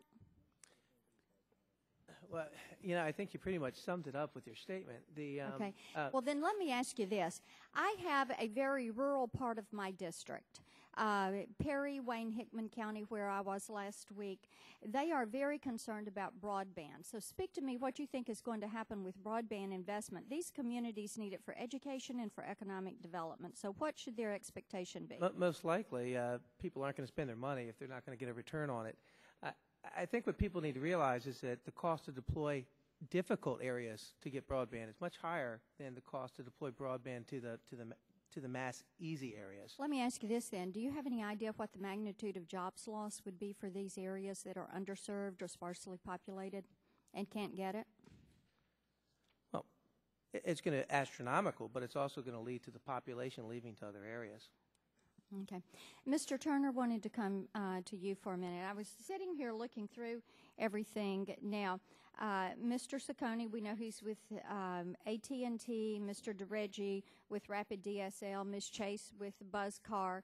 So we know what interests that they are representing, and it's less clear to me whom you represent with Free Press. And I think it might be instructive to us as we read your testimony and as we try to figure out, you know, the bias that you bring to the argument, if you could detail to us where Free Press gets its funding. Certainly. Do you want me to do that now or in writing? I would love to do it now, and if you want to submit for us the 10 largest supporters of Free Press, I think that'd be great. It'd be instructive. Free Press takes zero corporate money. We are completely supported by our members and by foundation support. Okay, and then will you submit your funding? Absolutely. I'd be pleased to, yes. All right, that would be great. I would appreciate that, and with that, I'm going to yield back the balance of my time. Gentleman yields back the balance of her time. The chair now recognizes the gentleman from Massachusetts. Thank you, Mr. Chairman, very much. Mr. Cicconi, thank you for being here and walking this tightrope that you are here today. Let me just begin. I heard you say that you feel that the regulations that were promulgated are a fair middle ground. Is that correct? Correct. And you also testified that as the rules have now been promulgated, that it is going to require no change in the business plans of AT&T. Is that correct? That's correct. And you're also testifying that it is creating a longer-term, predictable investment environment for AT&T. Is that also correct? It's correct. Again, provided that the FCC continues to interpret the plain language of the rule in a narrow way, and again, I'd hope with appropriate regulatory humility. But at this point, you have identified that appropriate level of humility. Is that correct? Yes, sir. Yeah, and I think that's important for people to hear. Okay, is there a problem, or is there something here that we are trying to cure that actually does not exist? Because obviously, before August of 2005, the non-discrimination principles were there, and the internet grew, expanded for years until that ruling in 2005. So all of these companies, Google, eBay, Hulu, YouTube, Facebook, whatever, all were able to be founded in that non-discriminatory era. Ms. Chase, from an entrepreneur's perspective, you're here representing thousands and thousands of smaller companies out there now looking at this decision or this potential resolution that the Republican majority is thinking of promulgating. What do you think would be the impact in terms of how the venture capital industry, other investors will now view these thousands of companies that are in this space trying to innovate using the internet? If the venture capitalists think that I can't compete because I can't pay for special access or I might be stymied by special rules, clearly they wouldn't invest in us. Okay, and how many companies are in this space? I don't mean competing against Zipcar, but I'm talking just the companies that are dependent as smaller startups. We know if we think about innovation and job creation, we know that startups are the ones that have created all the jobs in the last 10 years, or 75% of them. So I would say significant numbers of them. Okay. Now, this hope that the antitrust laws could be used. If you're Zipcar, how long would it take, and how much would it cost Zipcar to use the antitrust process? And what is the likelihood that your vindication would be posthumous from a corporate perspective if a court ultimately did render a favorable decision? You've made a very good point that without a body such as the FCC to whom I can turn, who can protect me, as a small business, you never sue anybody. You can never enter into that at all. Right, and I agree with that. That's a false promise, false protection, because the antitrust law is clearly for smaller companies, and 80% of all new jobs in America are created by smaller companies, and a disproportionate number of them are now created by companies dependent upon the internet. So that's where our job creation comes from, and this is a huge decision that the Republicans are now making, intervening into a marketplace where AT&T says they can live with the rules, Comcast says they can live with the rules, and the smaller internet companies are all saying that they can live with the rules. Mr. Turner, when you just asked who do you represent, could a simple explanation of who you represent just be the consumer? We are a public interest advocacy group concentrated on the interests of consumers. Yes, on the consumers, thank you. Now, why don't you just expand a little bit on what the impact of a repeal of these non-discriminatory principles could mean for consumers in the United States? It could be devastating. Right now, I think through Mr. Cicconi's testimony, we've learned that there's really no problem the marketplace has with the FCC rules. However, if you remove that certainty, you then create potential discrimination against innovative companies like Mrs. Chase. You potentially have companies that would block content like Netflix because it competes with their online video products. You potentially have the next Netflix, the next Zipcar, not being able to start their business, and consumers ultimately are the losers in that. So if you are a kid in a dorm someplace and you've got an idea right now and your girlfriend is over at the business school and she says, maybe I can help you to raise some money right now, what is the difference in terms of the perspective of an investor if you have discrimination or non-discrimination principles on the books in terms of the startup of a small business that would ultimately provide consumers with more choice? Well, it would create tremendous uncertainty, and I think we keep hearing, that there was never network neutrality to begin with, but I think that's really an inaccurate view of history. The Internet was born from the principle of non-discrimination. It existed for the 30 years before it even became commercialized, and it existed, as you mentioned, until 2005. It wasn't until that recent change that this got started. Let me just finish on that point. And that was the testimony that we had here from Tim Berners-Lee, the creator of the World Wide Web. He made it quite clear that when he created the World Wide Web, he baked the principle of non-discrimination into the personality of the Internet. He invented the World Wide Web. He's still only 54 years old. And that was the first witness that we had 4 years ago before the committee. So we can either give some deference to the inventor of the World Wide Web, which is the basis for all of this commercial activity, or we can just ignore it. But non-discrimination, he testified, was the central characteristic of the web. Thank you, Mr. Chairman. Gentleman's time has expired. Chair recognizes the gentleman from Louisiana, Mr. Scalise. Thank you, Mr. Chairman. Appreciate the opportunity to ask some questions to the panel, and especially to have us focusing on this issue, this new government regulation of the Internet, net neutrality, and especially as we deal with the legislation later on today. I kind of amazed at some of the comments I'm hearing from not only some people on the panel, but some of my colleagues on the other side. I'm a computer science major, and I've watched as this industry has thrived probably more than any other industry in the world. And it's thrived because the government hasn't figured out how to regulate it, how to mess it up. And yet you've got now a rule coming in by the FCC, this new net neutrality, where the government's coming in and saying, we're going to fix the Internet. We're going to come in with regulations to fix the Internet. Because, boy, if you look all across this country, all the problems our country's facing, if the president really was focused on what the real problems of the country are, to be focused on creating jobs. And if you want to go and find a good template of how to create jobs, go look at the Internet. Go look at these great innovative companies. Go look at these great innovators who dropped out of college and are now billionaires because the federal government hadn't figured out how to regulate in a way that somebody can do just that, can innovate in a way that Ms. Chase and so many others have innovated. And so now you've got the FCC coming in and saying, we're going to regulate, and people are actually saying, it's good that the FCC is regulating it to keep the status quo. Well, first of all, it's the other format, the non-regulated format that allowed all of this innovation. That's still to this day, by the way, it's not over. Unfortunately, with the FCC's coming in, there is a big concern in industry of the people who actually invest billions of dollars. And I want to ask you, starting off, Mr.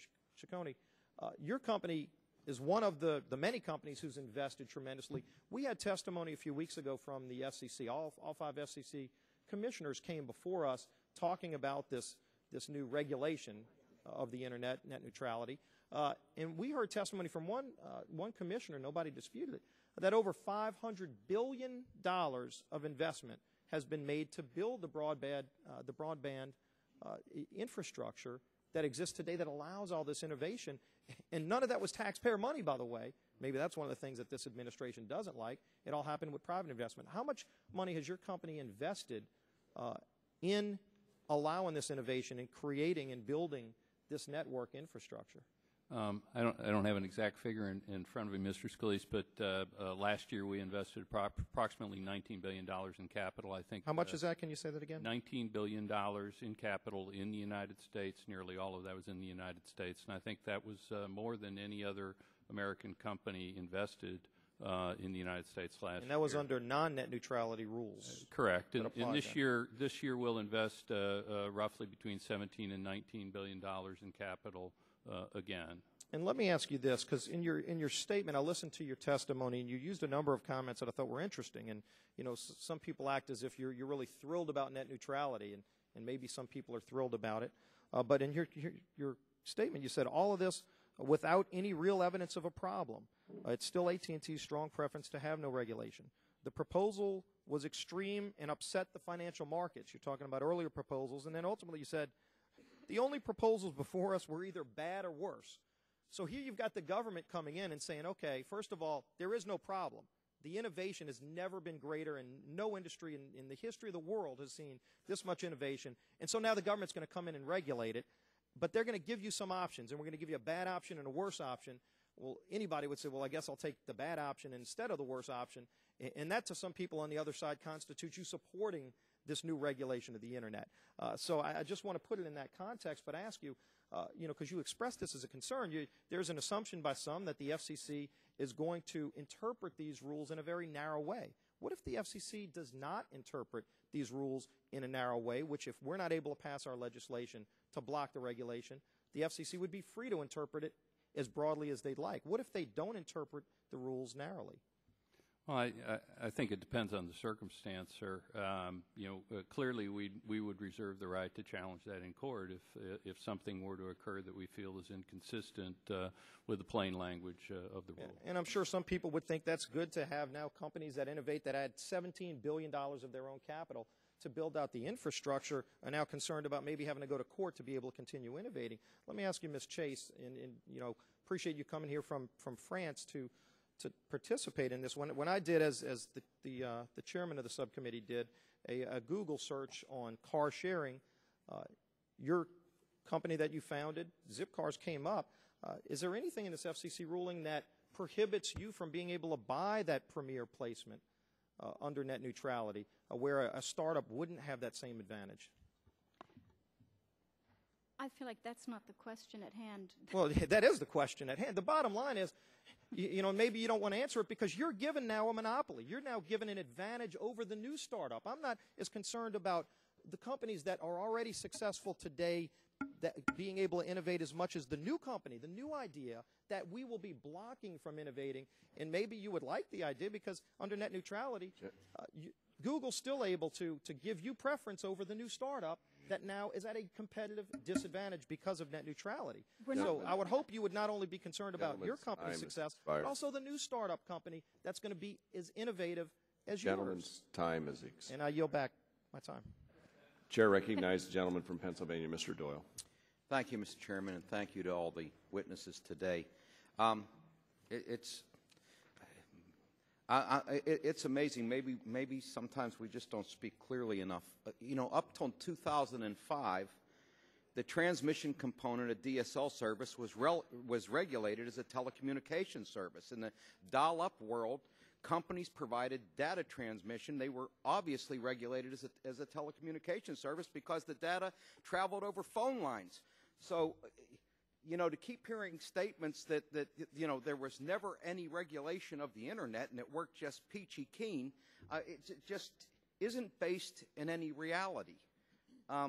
Dr. Kovacs, I was interested in your testimony. I hear you say that we can't take care of the edge at the expense of the core, and that you feel that that these rules that the FCC have put forward would stifle investment in this. Are you aware of the analysis done by the Bank of America and Merrill Lynch?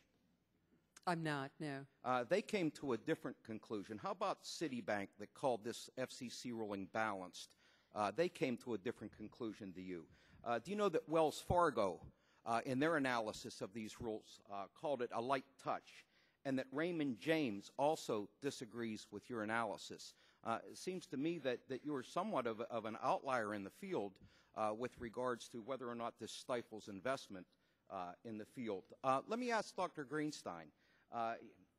You've looked at the literature on this and did a literature review. What did you find in your review of the literature was the consensus on the FCC order and its impact on investment? It largely doesn't change the practices at most ISPs. We all went home tomorrow. The business would look the same as it did a year ago. Thank you. Mr. DeReggi, first of all, I want to say I appreciate your company and the competition that it provides in areas that need it. And I know it's hard for entrepreneurs to come up to this committee and provide testimony and engage in policy matters. So I appreciate the fact that you're here. But I'm a little confused by some of the things that you've said. And on prior occasions, you've expressed support for open Internet principles, specifically in comments that you made to the NTIA and RUS in response to the second round of BTOP funding. You stated that RapidDSL fully endorsed the comments of the Wireless Internet Service Providers Association. And among those association's comments, it argued that the agency should make clear to any funding recipient that they will agree to abide by the rules the FCC adopts in its ongoing network neutrality proceedings. So I guess my question is, since you agree with applying the FCC's rules to funding recipients, why would you support a wholesale rejection of the rules through a resolution like this? Great question, and because the government was paying for the network, not me. Also, I do support an open Internet. The net neutrality rules passed by the FCC is not an open, neutral policy. It's a policy that favors content providers and gives them discriminated rights and does not allow those same rights to access providers. Let me ask you this one. Also, you sent an email to then the FCC Chairman Kevin Martin regarding Comcast blocking your traffic. And your quote was to Chairman Martin, quote, "War on Comcast is a necessary war. It sets the precedent that these net neutrality blocking won't expand as a strategic advantage to harm competitors," end quote. You've also expressed support for RapidDSL being subject to rules related to truth in advertising or disclosure of your network management practices. You said that in an ex parte letter to Chairman Janikowski. I guess what confuses me is if you're in support of some of these FCC rules, such as transparency requirement, why do you want to see the Congressional Review Act be used to invalidate all of the FCC's rule? Wouldn't you at least prefer Congress to take a more surgical approach to, deal with those things that trouble you, but not throw the entire rules out? Oh, they don't deal with any of the things that troubled us. So we're a provider too. We're there. Just protecting our competition doesn't help us. And thank you. All the claims that I've asked help for, we haven't got that help. The rules don't give us protection. But you're here to support a practice that's going to throw all of this out. That which you agree with, as well as those things that you have a problem with. Mr. Turner, your testimony, I want to, you don't support this resolution. You basically think the FCC didn't go far enough. Would that be an accurate statement? Yes, sir. And Ms. Chase, I just want to say, I see zip cars all over Pittsburgh. That's the area that I represent, and I think it's really a fantastic service, and people use it a lot in Pittsburgh. Just as a entrepreneur and an innovator and a job creator, you're here and you've come a long way to do that. We're policymakers up here. So what's the one thing that you'd like to share with all the policymakers up here with regards to the Internet? What do you think Congress should be doing? We've talked a lot about the stymieing that this is promoting and will prevent investment for the core. And there was a figure here that was thrown out of $19 billion that Verizon is intending to, AT&T, sorry, is intending to invest. I'd like to point out that the small business contribution to the economy is vastly, vastly larger than any of that. And we're talking about throwing out rules that protect those small businesses from lawsuits that we can't have, antitrust suits that we can't go after. And I'd also like to suggest that Mr. DeReggi's fears is he represents a small businessman, and he is also being crushed by the duopoly and their advantages. So it comes back to this duopoly control of access to the Internet and not about what happens on the Internet. The Internet itself is inherently open if we can get there. Gentleman's time has expired. Chair recognizes the gentleman from Illinois, Mr. Shimkus. Thank you, Mr. Chairman. It's great to have the panel. We appreciate all the effort to be here.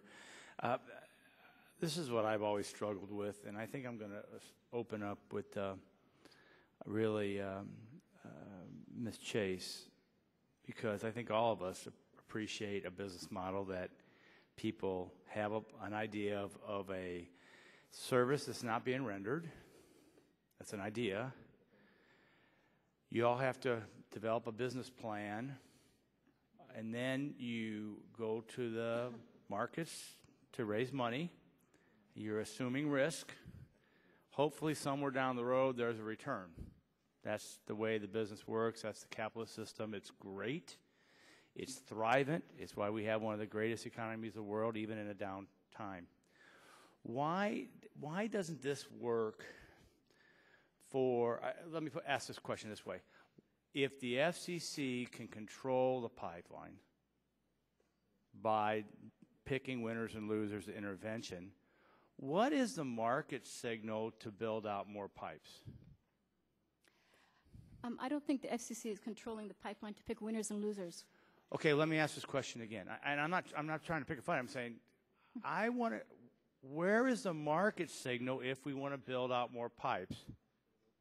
If there is a government agency that then can say, bad boy, bad girl. Usually if there's a constrained supply, the market would say you can pay a premium for access. Eventually the market signal would be what?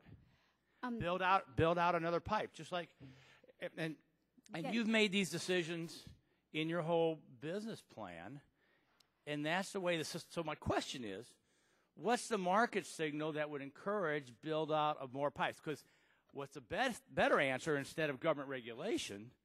The better answer is build more pipes. I think there's a variety of answers, and build more pipes might be one of those answers, but I also think that it's only you. It's the only market answer.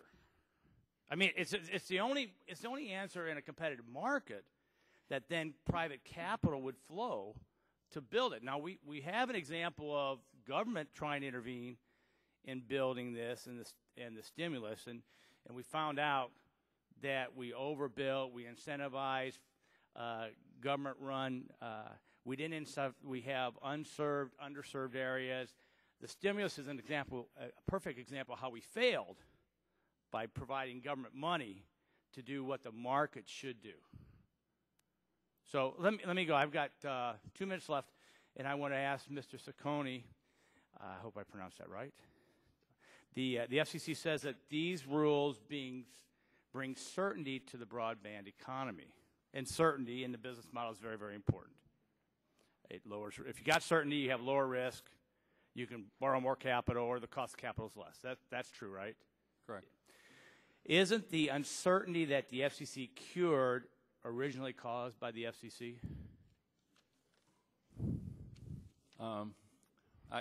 I couldn't Was that unfair?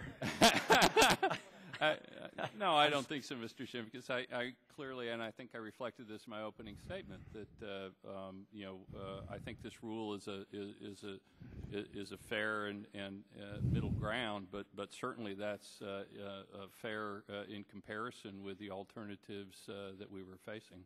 That's great, and I want to end up with Mr. DeReggi, and I appreciate your testimony, and they highlight your background, and again, I see a segue to market principles is the best way to provide goods and services to individuals. But do you believe it is equitable that these rules apply to you but not web companies? I find that to be a tragedy that they apply solely to us and not web companies. Do you agree with the letter we received from the NCTA, the cable folks, that drawing these types of distinctions between broadband providers and web companies no longer makes sense? I would agree. Great. And Mr. Chairman, I'm finished. Thank you for trying to yield back.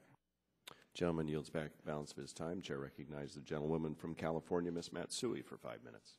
Thank you very much, and I thank the witness for being here today. And Mr. Chairman, I thank you for holding this hearing prior to any markup on such an important issue, although I still have reservations regarding the process in which this resolution is moving. There are far too many unanswered questions to resolve that will undoubtedly lead to unintended consequences on the market.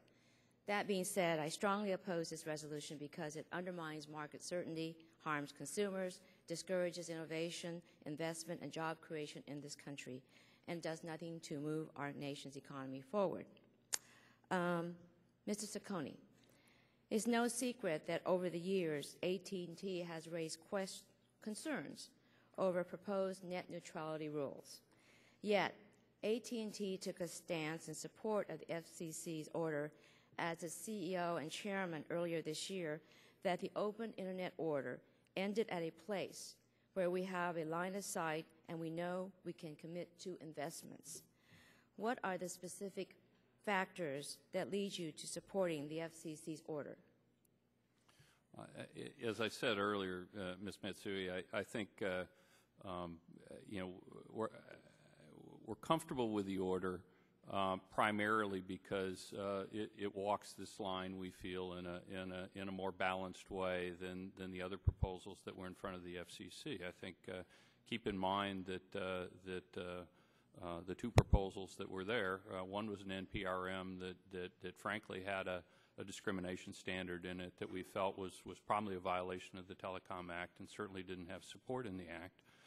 Would have inevitably led to legal challenge. And the other was to impose common carriage regulation on these services again, which would have been, I think, a very extreme proposal. We were pleased that the FCC was willing to work with us to try and deal with our concerns and, frankly, deal with the concerns of stakeholders to see if there was a middle ground. Like any middle ground, we're not happy with every part of it. We'd have preferred some different language and different standards. We'd have preferred nothing on wireless. Right. Understand that. We've heard from a great number of leading economists in support of the FCC's order. Assuming that the FCC moves forward with the order to ensure rules of the road are in place to protect innovators and consumers, what impact does CRA have on Wall Street? I think that's tough to predict, Ms. Matsui, primarily because I think if the CRA were to pass, I think the ball then passes to the FCC, and I think the market reaction would depend heavily on how the FCC then reacted. If the FCC, for example, reacted by deciding that it didn't want to move forward with any further regulations in this area, obviously I think the market would be pleased and that would provide a high degree of certainty. If, on the other hand, the FCC reacted by going back to the still open Title II proceeding and began that process all over again that we went through this past year, I think it would create a great deal of uncertainty. So I think the answer to that really rests with the FCC. It doesn't really, it's not really a product of the CRA and what the Congress decides to do on that. It's really more a product of what the FCC decides to do in the wake of that. Okay, but you're still dealing with uncertainty, though. Potentially, but again, depending on what the FCC decides to do. Okay. The FCC Open Internet Order includes a meaningful transparency requirement so that consumers and innovators have the information they need to make informed choices. I should mention that this transparency rule was widely supported by all industry stakeholders and deemed non-controversial. If this resolution becomes law, the FCC's transparency rule, which simply states that broadband providers must disclose their network management practices, performance characteristics, and terms and conditions of the broadband service to consumers, will be eliminated. That would be bad for consumers, bad for business, and bad for the Internet economy. I have a question for the panel, and I'd like a yes or no answer, just a yes or no answer. Do you support the FCC's sixth principle on transparency, which will provide consumers, small businesses, and innovators with the information they need to make informed choices? I'll start with you, Mr. Turner. Yes. Yes. Yes. Yes. Yes. Okay, thank you for your answer. The FCC order includes a meaningful transparency requirement, which this whole panel seems to agree should be in place. As our economy continues to evolve and new emerging economic sectors are growing, a free and open Internet will be vital, one that acts as a framework for industry to follow to ensure all stakeholders are playing by one rule. Ms. Chase, you're a leading entrepreneur who relies on the Internet to conduct businesses.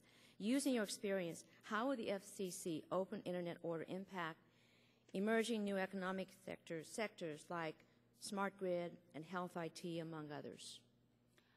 I think it'll have an enormous impact, and that's one of the things I'm concerned about. Okay, thank you. yield back the balance of my time. Gentlelady's time has expired. I now recognize the Chairman of the Oversight Committee and the former Chairman of this committee, Mr. Stearns, for 5 minutes. Thank you, Mr. Chairman. I listened to the testimony of Mr. Waxman and Mr. Markey, and Mr. Cicconi. They have praised you as supporting the FCC approach to rulemaking, and Mr. Markey has praised you, and Mr. Waxman, I think other Democrats. I know that must put you in a little awkward position, having been the ranking member of this committee and working with you and all the consumer groups as well as others trying for months to try and work this out and realizing how difficult it was. And then reading through your testimony, I think maybe this will clear it up for Mr. Waxman and Mr. Markey a little bit. The chairman of your company, Randall Stevenson, summed up his reaction to the FCC. This is in your opening statement, his decision. And I thought I'd read it because it really, I think, goes to the point and perhaps gets you off the hot seat here, because he's speaking for your company. And he said, we would be lying if we said we were pleased with the approach. But it's a place we know we have. We didn't get everything we'd like to have. But I'd like to have had no regulation. That was his point. I'd like to have had no regulation, to be candid.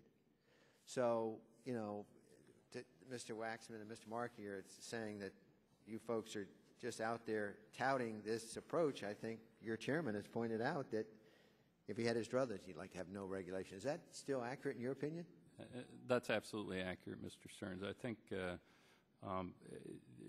this entire debate for many years, but certainly for the past 2 years, has revolved around a very difficult question, which is should one regulate to deal with hypothetical problems? Right. Because by and large, that's what we're dealing with is hypotheticals, and it's the hardest thing, I think, for policymakers to decide. And if you move into this space, it's very, very hard to draw lines. And this is one of the things that worries us the most about moving into this area. It was stated earlier that different members of the internet ecosphere might be regulated in a different fashion. Some regulated, some not. And inevitably, the danger there is, of course, the government gets into picking winners and losers. And our concern, of course, is not only with that, but with the fact that the government doesn't do this very well. Yeah. Dr. Kovacs, in looking through your testimony, the aspect about your opening statement, we talked about the transfer of wealth from broadband internet access providers to application providers is accurate, but you say it does not seem to grasp the problem for both parties. So you say it provides those who ride the network with a strategically vital financial weapon to use against broadband internet access, who in many cases are their competitors. To put it in another way, it takes all bargaining power away from the BIA. You might just confirm that, what you mean.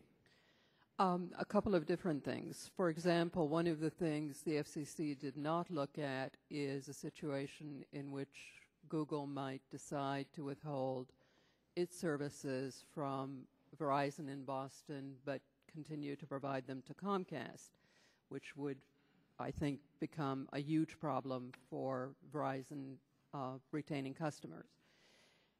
The revenues that are taken away from the voice provider, who's also a broadband provider like Frontier, by Google Voice, Skype, Vonage, all of those represent a transfer of wealth, and they become problematic for Google and et cetera if that means that the network cannot continue to innovate. And I think, to me, the really troubling piece of this discussion is the assumption that only the companies at the edge, like Robbins, need to innovate, but that Mr. DeReggi doesn't.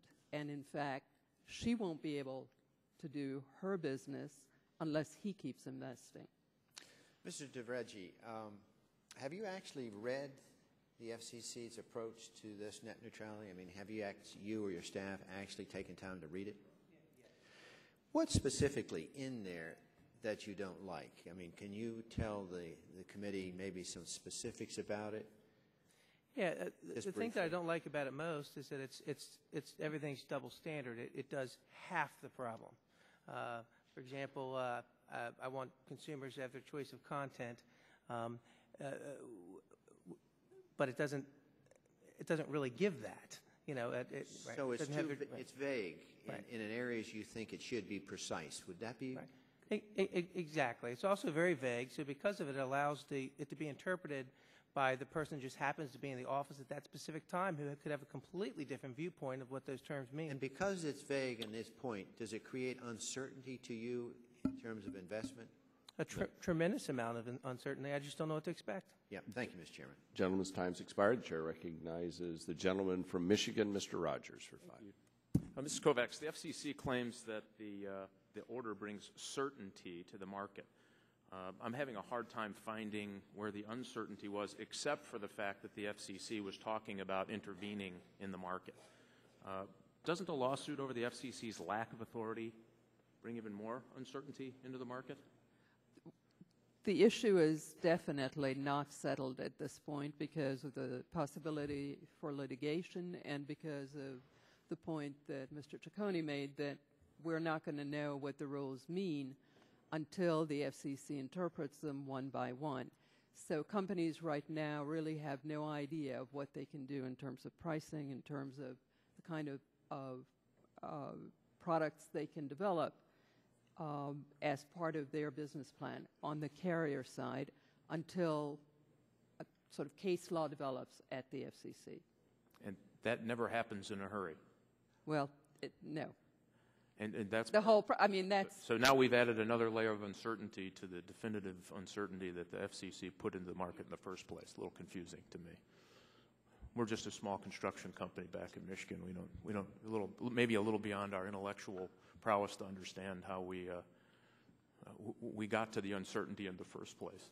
Ms. Chase, thanks for being here today. I'm really interested in your business model. When you negotiate a parking space, say in Washington, D.C. or Philadelphia, is that something the company pays for? Is it something that the city gives you? How does that work? That's a jurisdiction by jurisdiction thing that's typically done through an RFP. Right, so you compensate on most cases, or are they given to you in most cases? I can't speak for what's happening today, and I couldn't give that count, but I have paid for municipal parking spaces. Yeah. And so you took advantage, basically. It's a good business model. I think it's a smart business model, but you took advantage of the concrete and the curb paid for by taxpayers. You negotiate a much lower rate, and the only reason I say that, I've driven by those spaces and looked with envy as I've been around the block 16 times trying to park my car. So what you've done is you've utilized taxpayer-funded support networks, the infrastructure. You've utilized that park, taken it off the market for the rest of the taxpayers who paid for it, and for this service business model. I think it's clever, don't get me wrong, but you can clearly see that you're taking advantage of that particular spot based on someone else's investment, mainly the taxpayer. And I find it interesting because I know you got several millions of dollars to help you start your company from the federal government. And the argument being, I think we found $6.5 million to date on earmarks to Zipcar. And I do believe the figure is larger than that at the end of the day. So, but here, let me make my point, and then I'll certainly get your response. So you understand why I think advocacy is important and why we should understand advocacy and why people take position. I mean, your company did well. It was certainly helped financed by the federal government. You're taking advantage of taxpayers by using their infrastructure and making money off it. Hey, if you get away with it, God bless you. I'm for it. It's capitalism. But now you're saying we want to do the same thing to the Internet. We want the government to come in to protect me so I don't have to pay for the expansion of the Internet that we know should happen based on hopefully what we see as increased volume and more businesses coming into the Internet. And so that's the part that I find confusing about your advocacy is that, I mean, clearly your business model heavily weighted on subsidies, especially by taxpayers. Let me just correct a couple things. I was CEO for the first 3 years, and the first 3 years we took absolutely zero government dollars. As to parking spaces, parking is grotesquely underpriced everywhere. Citizens park for free on street generally, and if you were to rent that parking space, it would be $3,000 a month. So it is certainly by no means, I would feel it was uncompetitive that we had to compete with free on-street parking given to residents, and we could not access that. I'm not sure where the free on parking is, but you ought to try putting the quarters in. You better bring about 8,000 pounds of quarters in Washington, D.C. But I will just say... So this is not the argument, but to this other piece, so I do not think at all that we have sucked at the government tit in any case. I would say, though, that when I look at market, I have written here that market signals are driven by demand and by competitive pressures. And we can look to what we were talking about, which is that the access to an open internet is gated by two major companies. They may be responding. The market signals might be working for demand, but they're not responding I'm running out of to time. competitive pressures. I hear your point, but you said something interesting. You said if you can get there, and I completely agree with you. On-ramps and off-ramps are incredibly important. My fear is, and Mr. DeReggi, if you can follow up on this, if we have now purposely, because the government now comes in and makes everything nice in theory, and they decide who wins and who loses, why in God's green earth would you invest in new on-ramps and off-ramps for the Internet? And Mr. DeReggi, could you just answer that? I see my time is almost up. Right. Well, very quickly. I pretty much fully agree with you. Not quite sure to answer it because I agree with what you've said. But on-ramps and off-ramps are important to companies like yours, are they not? On-ramps and off-ramps are definitely important to our company. And does this not stifle AT&T and Verizon from investing in new on-ramps? Gentleman's time is expired. It definitely does, yes. Thank you. Now that on the record. Thank you, Mr. Chairman. Gentleman's time's expired. To recognize Mr. Barrow for 5 minutes. I thank the chairman. I would like to yield my time to the gentlelady from California, Ms. Eshoo. I thank the gentleman for yielding his time to me very, very much. First, Mr. Chairman, I'd like to ask a unanimous consent request that the following items be entered into the record. A letter to the committee from numerous faith-based organizations, a letter to the committee from Consumers Union, a letter to the committee from Consumer Federation of America, a survey conducted by Consumers Union and Consumer Federation of America, a letter to the committee from the Mountain Area Information Network known as MAIN, an editorial from the LA Times, an editorial from the New York Times, and an editorial from USA Today. Without objection, each of those items have been reviewed by the majority and they will be entered into the record. Thank you very, very much. It's been said that there isn't any reason for the FCC to have developed these rules of the road and that we are operating in theory. That's not correct. And I don't think that can stand on the record. The Open Internet Order was a reaction to specific abuses designed to prevent future problems. I mean, those are the facts. This is not theory. This isn't something that we made up. In 2005, Madison River Communications blocked VoIP on its DSL network. It was settled by FCC's consent decree that included a $15,000 payment. In 2006, Singular blocked PayPal after contracting with another online payment service. In 2007, Comcast initially denied and then admitted after an FCC complaint was filed that it blocked peer-to-peer traffic. Comcast subsequently changed its practices, and the FCC directed Comcast to disclose its network management practices and enjoined it from blocking VoIP. In 2008, Max Planck Institute released a study finding significant blocking of BitTorrent in the United States, including efforts by Comcast and Cox. In 2009, RCN entered in a class action settlement agreement in which it acknowledged it blocked, degraded, or slowed P2P apps.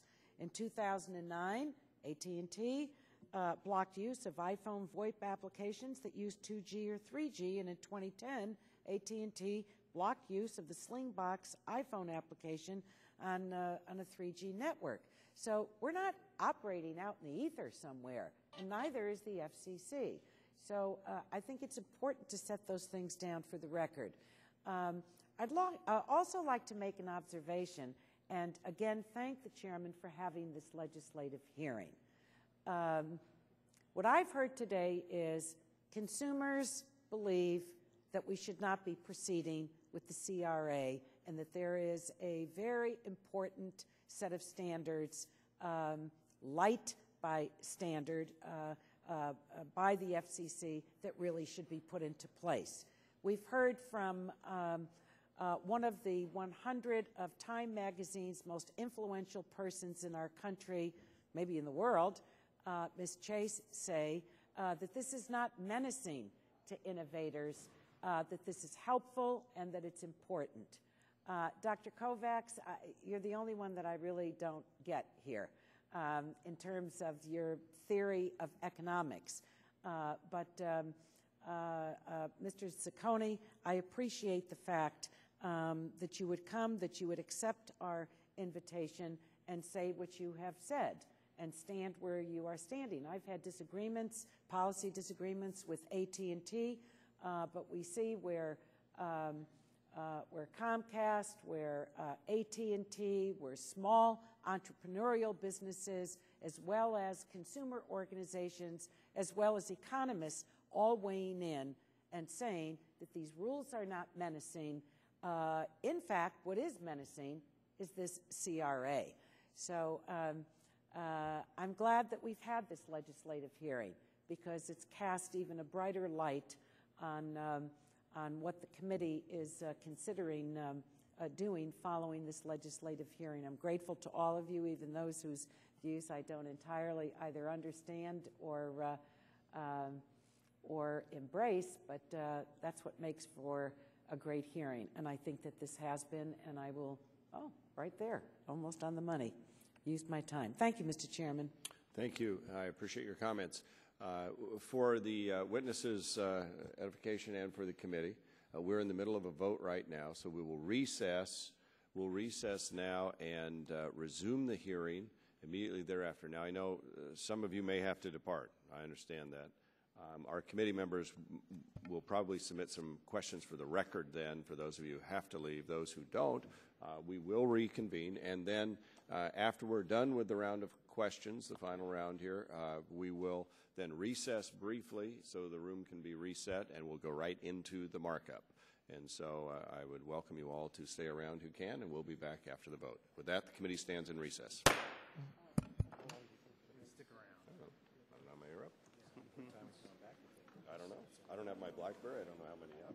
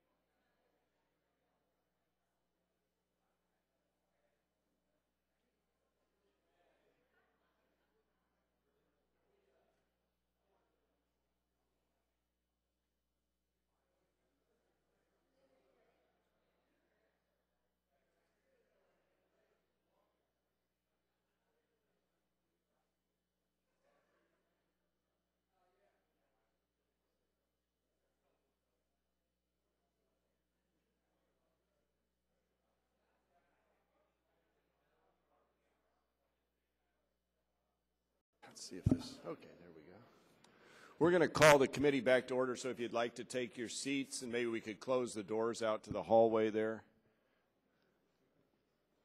If somebody can grab the, could you grab that back? Thank you. Excellent. Ready? Okay. I'll call the Subcommittee on Communications and Technology back to order. We're under our hearing on HJ Res 37, a resolution disapproving the rules submitted by the Federal Communications Commission with respect to regulating the Internet and broadband industry practices.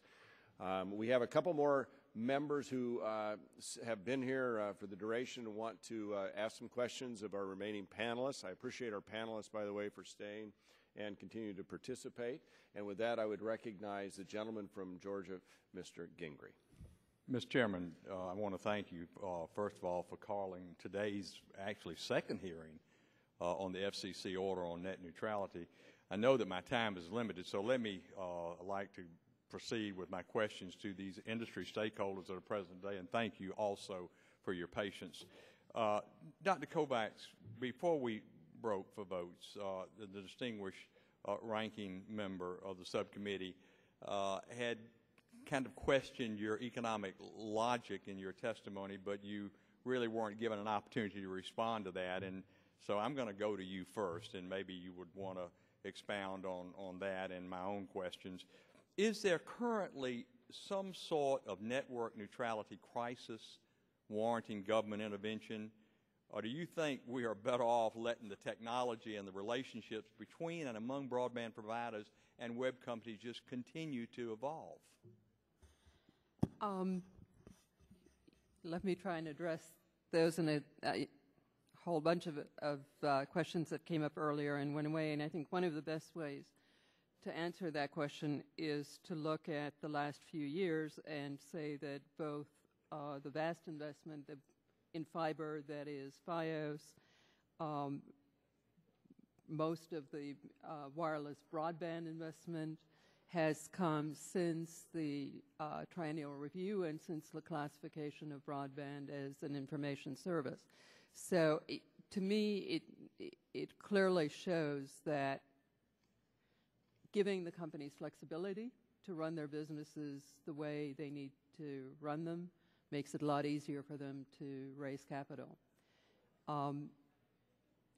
It's not clear to me that at this point there is any kind of crisis. Certainly the incidents that have come up that the ranking member referred to were dealt with one by one under the old regime. Well, so, if you'll let me comment, and I agree, I don't know that there's a crisis. Do you see any market power analysis in this FCC order demonstrating that there truly is an actual problem and it's not just some speculation that there could be some future harm?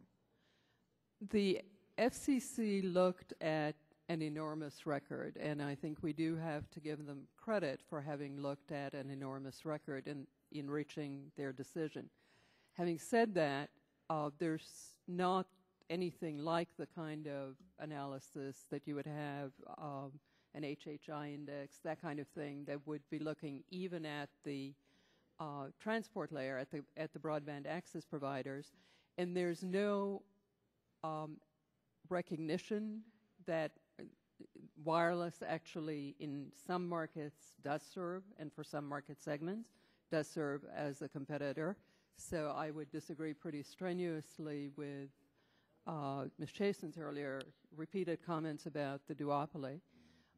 And there's also no analysis at all of anything above the transport layer. So the kind of market power, if there is market power, that Google, for example, permitting me to reclaim my time, and I thank you for your answer. I mean, it's certainly nothing that I would think rises to the level of what the President said in his executive order recently in regard to rulemaking and what standards need to be met in regard to cost-benefit analysis. Mr. DeReggi, the testimony delivered earlier, Ms. Chase, I'm sorry she had to leave, but she stated that eliminating the FCC's network neutrality rules will put future entrepreneurs and small businesses at a significant disadvantage. Based on your testimony, I can tell that you are in disagreement with that characterization. In fact, you go as far to say that the FCC order will and I think I'll quote you, result in fewer jobs and indeed stifle innovation. So in addressing Mrs. Chase's testimony, can you describe why the FCC order will do just the opposite of what she characterized?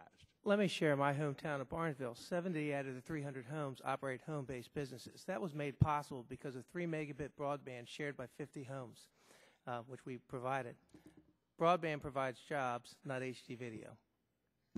When Netflix started streaming across that network, it compromised the businesses in our town. I had no choice but to slow Netflix. That's it. Well, has there been a lack of innovation in the absence of government regulation over the Internet during the past decade? Repeat the question. Has there been a lack of innovation in the absence of government regulation over the Internet during this past decade? Absolutely not. Is this a hammer looking for a nail? Exactly. Mr. Chairman, I realize my time's expired, and I'll yield back. I appreciate the gentleman's participation. Now recognize the gentleman from Kentucky, Mr. Guthrie. Thank you, Mr. Chairman. Mr. Turner, Mr. Markey's questioning established that you're here on behalf of the consumer. Do you think that the web content should also be regulated, or do you think it's sufficient that just the Internet providers are regulated? Well, we come at this from a perspective of economics. I'm sure Dr. Greenstein can speak to this. There are tremendous fixed costs to providing broadband networks. There are very high switching costs for consumers in those markets.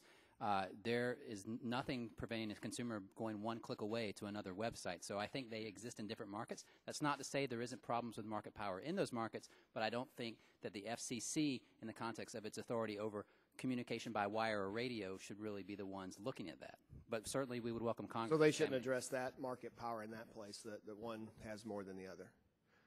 Well, again, there potentially is market power in the search markets, but it's not the same from a consumer perspective in terms of switching costs, nor from the barriers to entry for other competitors to come in. If you have a good idea for a search algorithm, it's very easy for you to start a search engine today. It's not the same for someone to go build a network next to AT&T's. Okay, thanks. And that gets and Mr. Cicconi or Dr. Kovacs, you said it was going to be more difficult for capital for people to enter the market because of this rule. Now, would that affect AT&T and Mr. Cicconi more, or would it affect Mr. DeReggi and his smaller business more? It would affect smaller businesses more, obviously. And obviously, I knew that too. I just want to get the answer. No, but I also, if you'll allow me just to comment on switching costs, if it is that easy for anyone to enter the search business, why have companies like Microsoft, for example, not been able, or Yahoo, not been able to very effectively challenge Google? Mm-hmm. That's a fair point. That's what I was getting at as well. Thank you so much. And then, Mr. Cicconi, I know Mr. Shimkus asked, we've used the word uncertainty, I don't know how many times here today. I still haven't figured out, in the marketplace, and you said this brought certainty to business. What in the marketplace was there uncertainty about? I know in general there's uncertainty in the marketplace, but what in the marketplace did this rule bring certainty to your business? Well, I think, Mr. Guthrie, the uncertainty that was roiling these markets was largely a result of the prospect of pretty heavy-handed regulation by the FCC to implement net neutrality. They had a notice of proposed rulemaking out there in the fall of 2009 that was very specific and very onerous, and that was followed by a proposal that was laid out in the spring of last year that was even more onerous and heavy-handed. But there wasn't something in the marketplace they were trying to solve that's real, a real problem in the marketplace today they were trying to solve? Well, if you don't want to go there, that's okay. That's okay. I think it is fair to say that the uncertainty that's been created over years of this debate, and I think we should stress that the debate over net neutrality and the authority the FCC should have in this area didn't just start in January of 2009. It's been going on for 5 or 6 years. It got worse in 2009 and 2010, but we do feel that this rule addresses much of the uncertainty that debate helped cause. Unless the new FCC wants to go further, if it's not settled. Mr. Greenstein, you said, what was the number you said, 70 to 90 cents of every dollar? Is that the gross profit? That's the gross margin. Gross profit in typical Internet service providers, is that what you're saying? Gross. So that doesn't account for... I know, it's gross profit. Now, when you said that, Mr. DeReggi, you were shaking your head no. And why were you shaking your head no? I just wish and dream that I could have those type of profit margins. Well, gross profit. Is your gross profit not that high as well? No, gross profit is not that high. That would barely, revenue barely covers the antenna co-location costs, let alone a profit. Maybe if we're lucky, we can get legal and pay permit fees. No, I don't think so. Some business models may have those costs, but all WIFs aren't uniform. There's different costs to provide service at different places in the country. Thank you. And Mr. Greenstein, that number. I mean, I just got this from UBS and from Craig Moffitt at Bernstein. I mean, these are authorities in this. I'm just quoting somebody else. Okay. And I think it's largely for wireline ISP, so that's quite different than his business. Okay.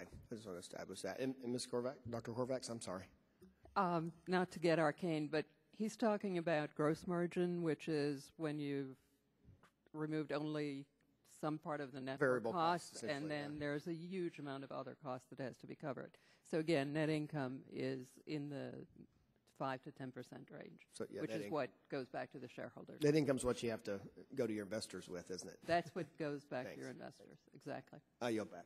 Thank you, gentlemen's time has expired. I recognize the gentleman from California, Mr. Bilbray, for 5 minutes. Thank you, Mr. Chairman.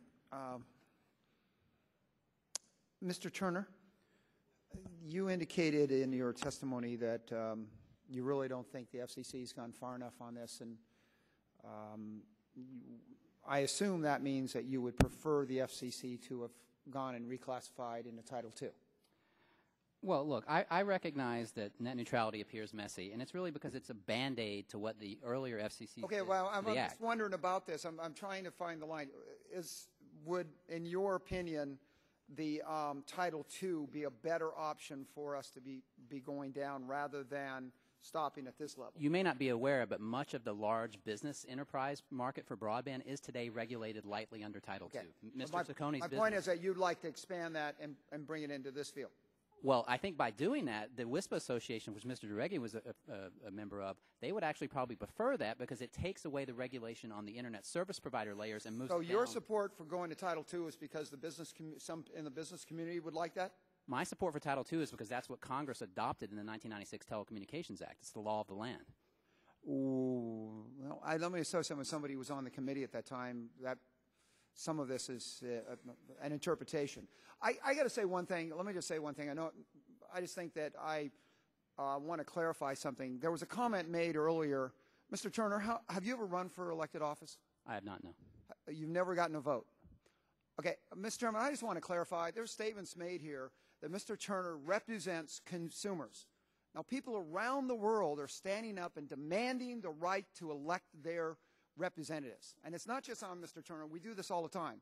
I'm sorry. In this country, you elect your representatives. And I really think it's quite inappropriate from this gentleman's point of view for us to be in this institution and basically assume that people represent someone without that person having the right to choose who represents them. Self-declared representatives is what Libya is fighting against right now. So I just want to say that in all fairness, nothing personal. It is something that we do in this institution that is quite inappropriate, I think, seeing the makeup of this institution. So I meant no offense, sir. We do have 550,000 members that I do represent that are consumers. Right. Okay. And you can say that. But the fact is that when it comes down to it, the choices you make, we try to open them up. I just think that we got to remember that we elect people in our system, and that I just worry about how many people are identified as representatives without having gone through a due process that I would assume would be a minimum standard in our society. That aside, I wish Mrs. Chase was here because I had a question, but Mr.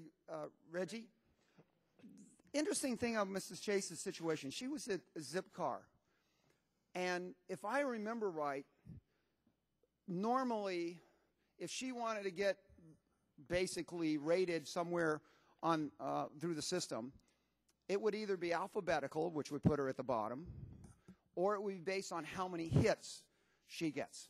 Now, if you're a little guy going up against a big guy, that system kind of puts you at a major disadvantage, wouldn't it?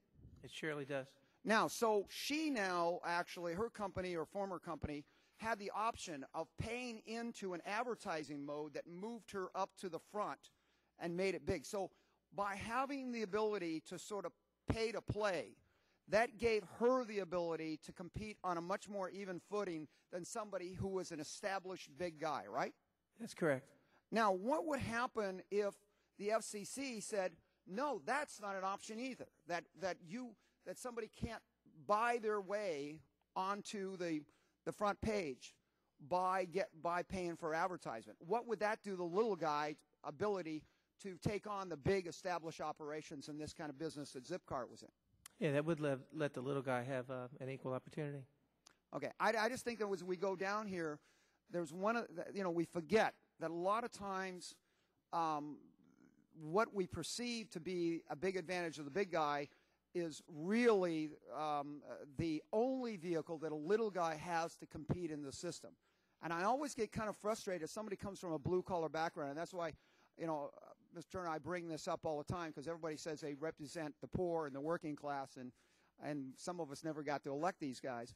But I think that when it comes down to the system of who gets to participate, the fact is big government favors big business. Little business is the one who keeps big business honest, and allowing the little guy to compete, get access, that's what keeps the big guy honest. Traditionally, when we think we're helping with big government, we end up actually creating more protection for the big guy. Gentlemen, is that time. Fair to say? The concern for small businesses is why we are strong supporters of network neutrality, sir. Thank you. Gentleman's time has expired. Now recognize the gentleman from Illinois, Mr. Kinzinger, for 5 minutes. Thank you, Mr. Chairman. Thank you for spending your morning, afternoon, and forever with us. I appreciate it. I've said this before. One of my concerns with this whole thing is, we can argue the merits for or against net neutrality, and, I have my position. But one of the biggest concerns is, and you 5 now, but 6 weren't necessarily privy to this discussion. But to me, it's just amazing, the whole idea that we're sitting here talking about something that I don't even think the FCC had a right really to do, that was outside of the venue, outside of the will of the body of the American people. I mean, last Congress, over 300 members of this body signed something opposing these rules. I heard the FCC commissioners talk about that they're pretty doggone sure, basically, that this is going to hold up in court. Yeah. Well, if you're not positive, why don't you come talk to us and we can talk about it. But, so that's, I think, with this whole discussion, again, talking about the merits, where it's good, where it's bad, the 10,000-foot overview concern I have is just the fact that we have regulatory bodies that are operating outside of the will of the House of Representatives, and that, to me, is unbelievable. That is not what was ever intended to happen. So I had to get that off my chest. Let me say to Dr. Kovacs, I hope I'm saying your name correctly. If the current order, I know you've discussed this, but I want to ask this in this way. If the current order from the FEC were to be implemented, with the current lack of complete definitions in a lot of areas, in many of these aspects, do you believe that that lack of definitions in this current order would create the necessary certainty that broadband internet access providers will need to determine that long-term strategy?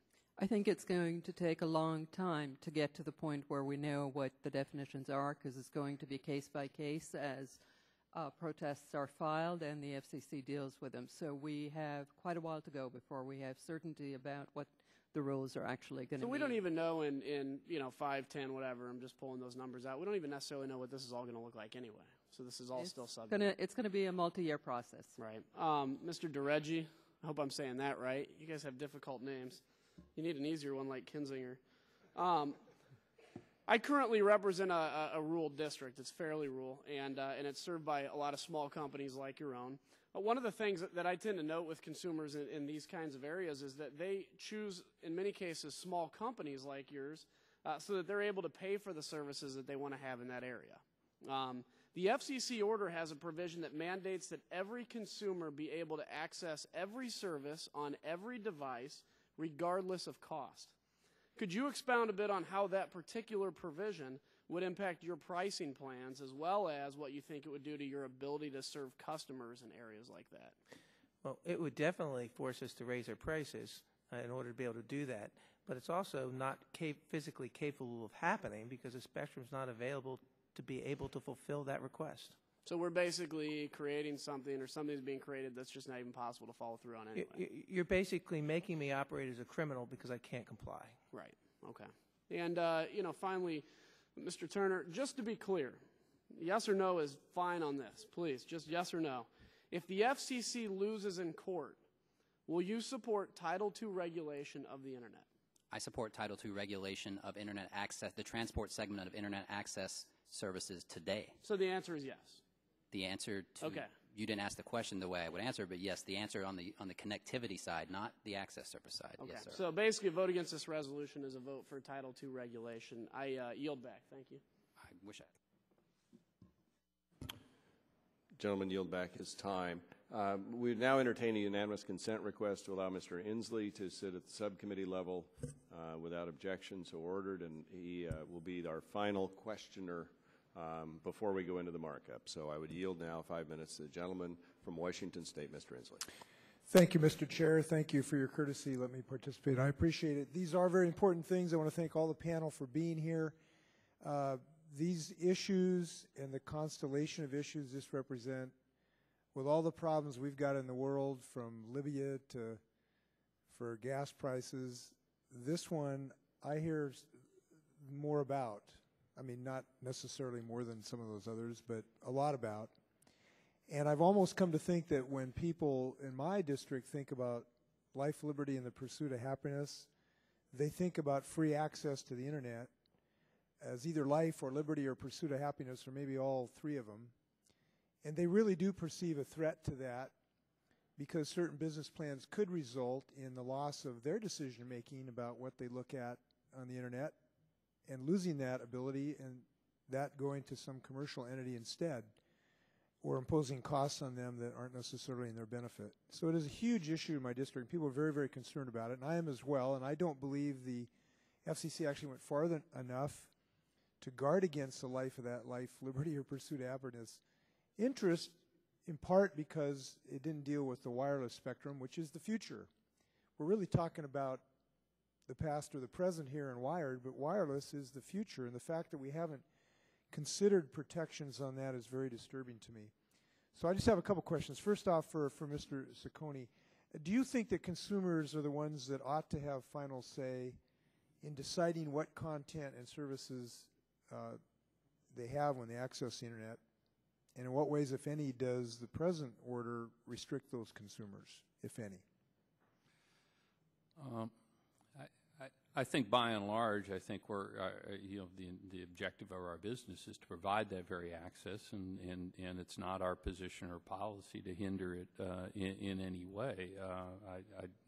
As I've said before, I don't think we've done that in any way, and I think it's in the interest of our business to make it as broadly available as possible. And do you think that the FCC's present net neutrality order restricts access of consumers to access they would want in any way? I don't think so, Mr. Inslee. I'm not sure I'm getting the import of your question. There are provisions in the rule that provide for and allow for reasonable network management, which, I mean, there are certain things you have to do to make sure a network runs properly, and then on shared networks such as cable or wireless, your objective is to ensure the most access for the most people at any given time. And so there could be policies or terms and conditions on the service that are related to the ability to management of that network that could impede that. But I think the Commission has recognized that, and I don't think there's any disagreement that we have with the Commission about the importance of that. Thank you. Mr. Turner, I want to talk, if I can, about previous frameworks. Isn't it true that non-discrimination really was the agreed-upon rule of the game, if you can call it that, during the past few decades, and including during much of this explosive growth through the Internet?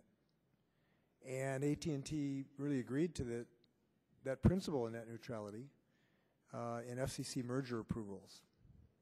If that's the truth, and I think it is, what is the reason that the American people should be asked to abide by jettisoning that framework? Well, I don't think they should, and you raise a great point. I always turn back to the 96 Act because that's the governing law here. The focus of the Act was keeping Internet companies like AOL, CompuServe, Prodigy viable. They were dependent on the infrastructure. We had great ISP choice there. We had any consumer could choose dozens of ISPs. And there was no way, I think, Congress would have said the FCC should be allowed to invent words like inextricably intertwined to basically take away that choice. I don't think Congress would have wanted in 96 to look out at the world of ISP choice and say, 15 years later, I only want consumers to have choice of 2, and I don't want them to be able to choose the content that they would like to access on the Internet. I wish this body could return to first principles, return to the principle of non-discrimination. The FCC may not have done it the right way. Let's talk about the right way to do it. Thank you. Gentleman concludes his questioning and returns his time. We have concluded now the hearing phase today, actually the hearing today, our second hearing on this topic. We have a document that's been shared with the minority. We'll put in the record National Broadband Plan for Our Future. This is from Solicitor General Seth P. Waxman, former Solicitor General, Counsel for the United States Telecom Association. I assume not necessarily a relative of the former Chairman Waxman. And in it, he makes the case that the Internet was never regulated at the retail level. Without objection, this will be entered in the record. And with that, the subcommittee will be adjourned. Thank you again for testifying. It's been most helpful to our process. For our committee members who are watching, listening, or somewhere out there in telecommunication land, we will reconvene as the subcommittee and for purposes of the markup on this legislation at, let's say, 3:30. So 15 minutes, we will reconvene for the markup. We stand adjourned as the Subcommittee on Communications.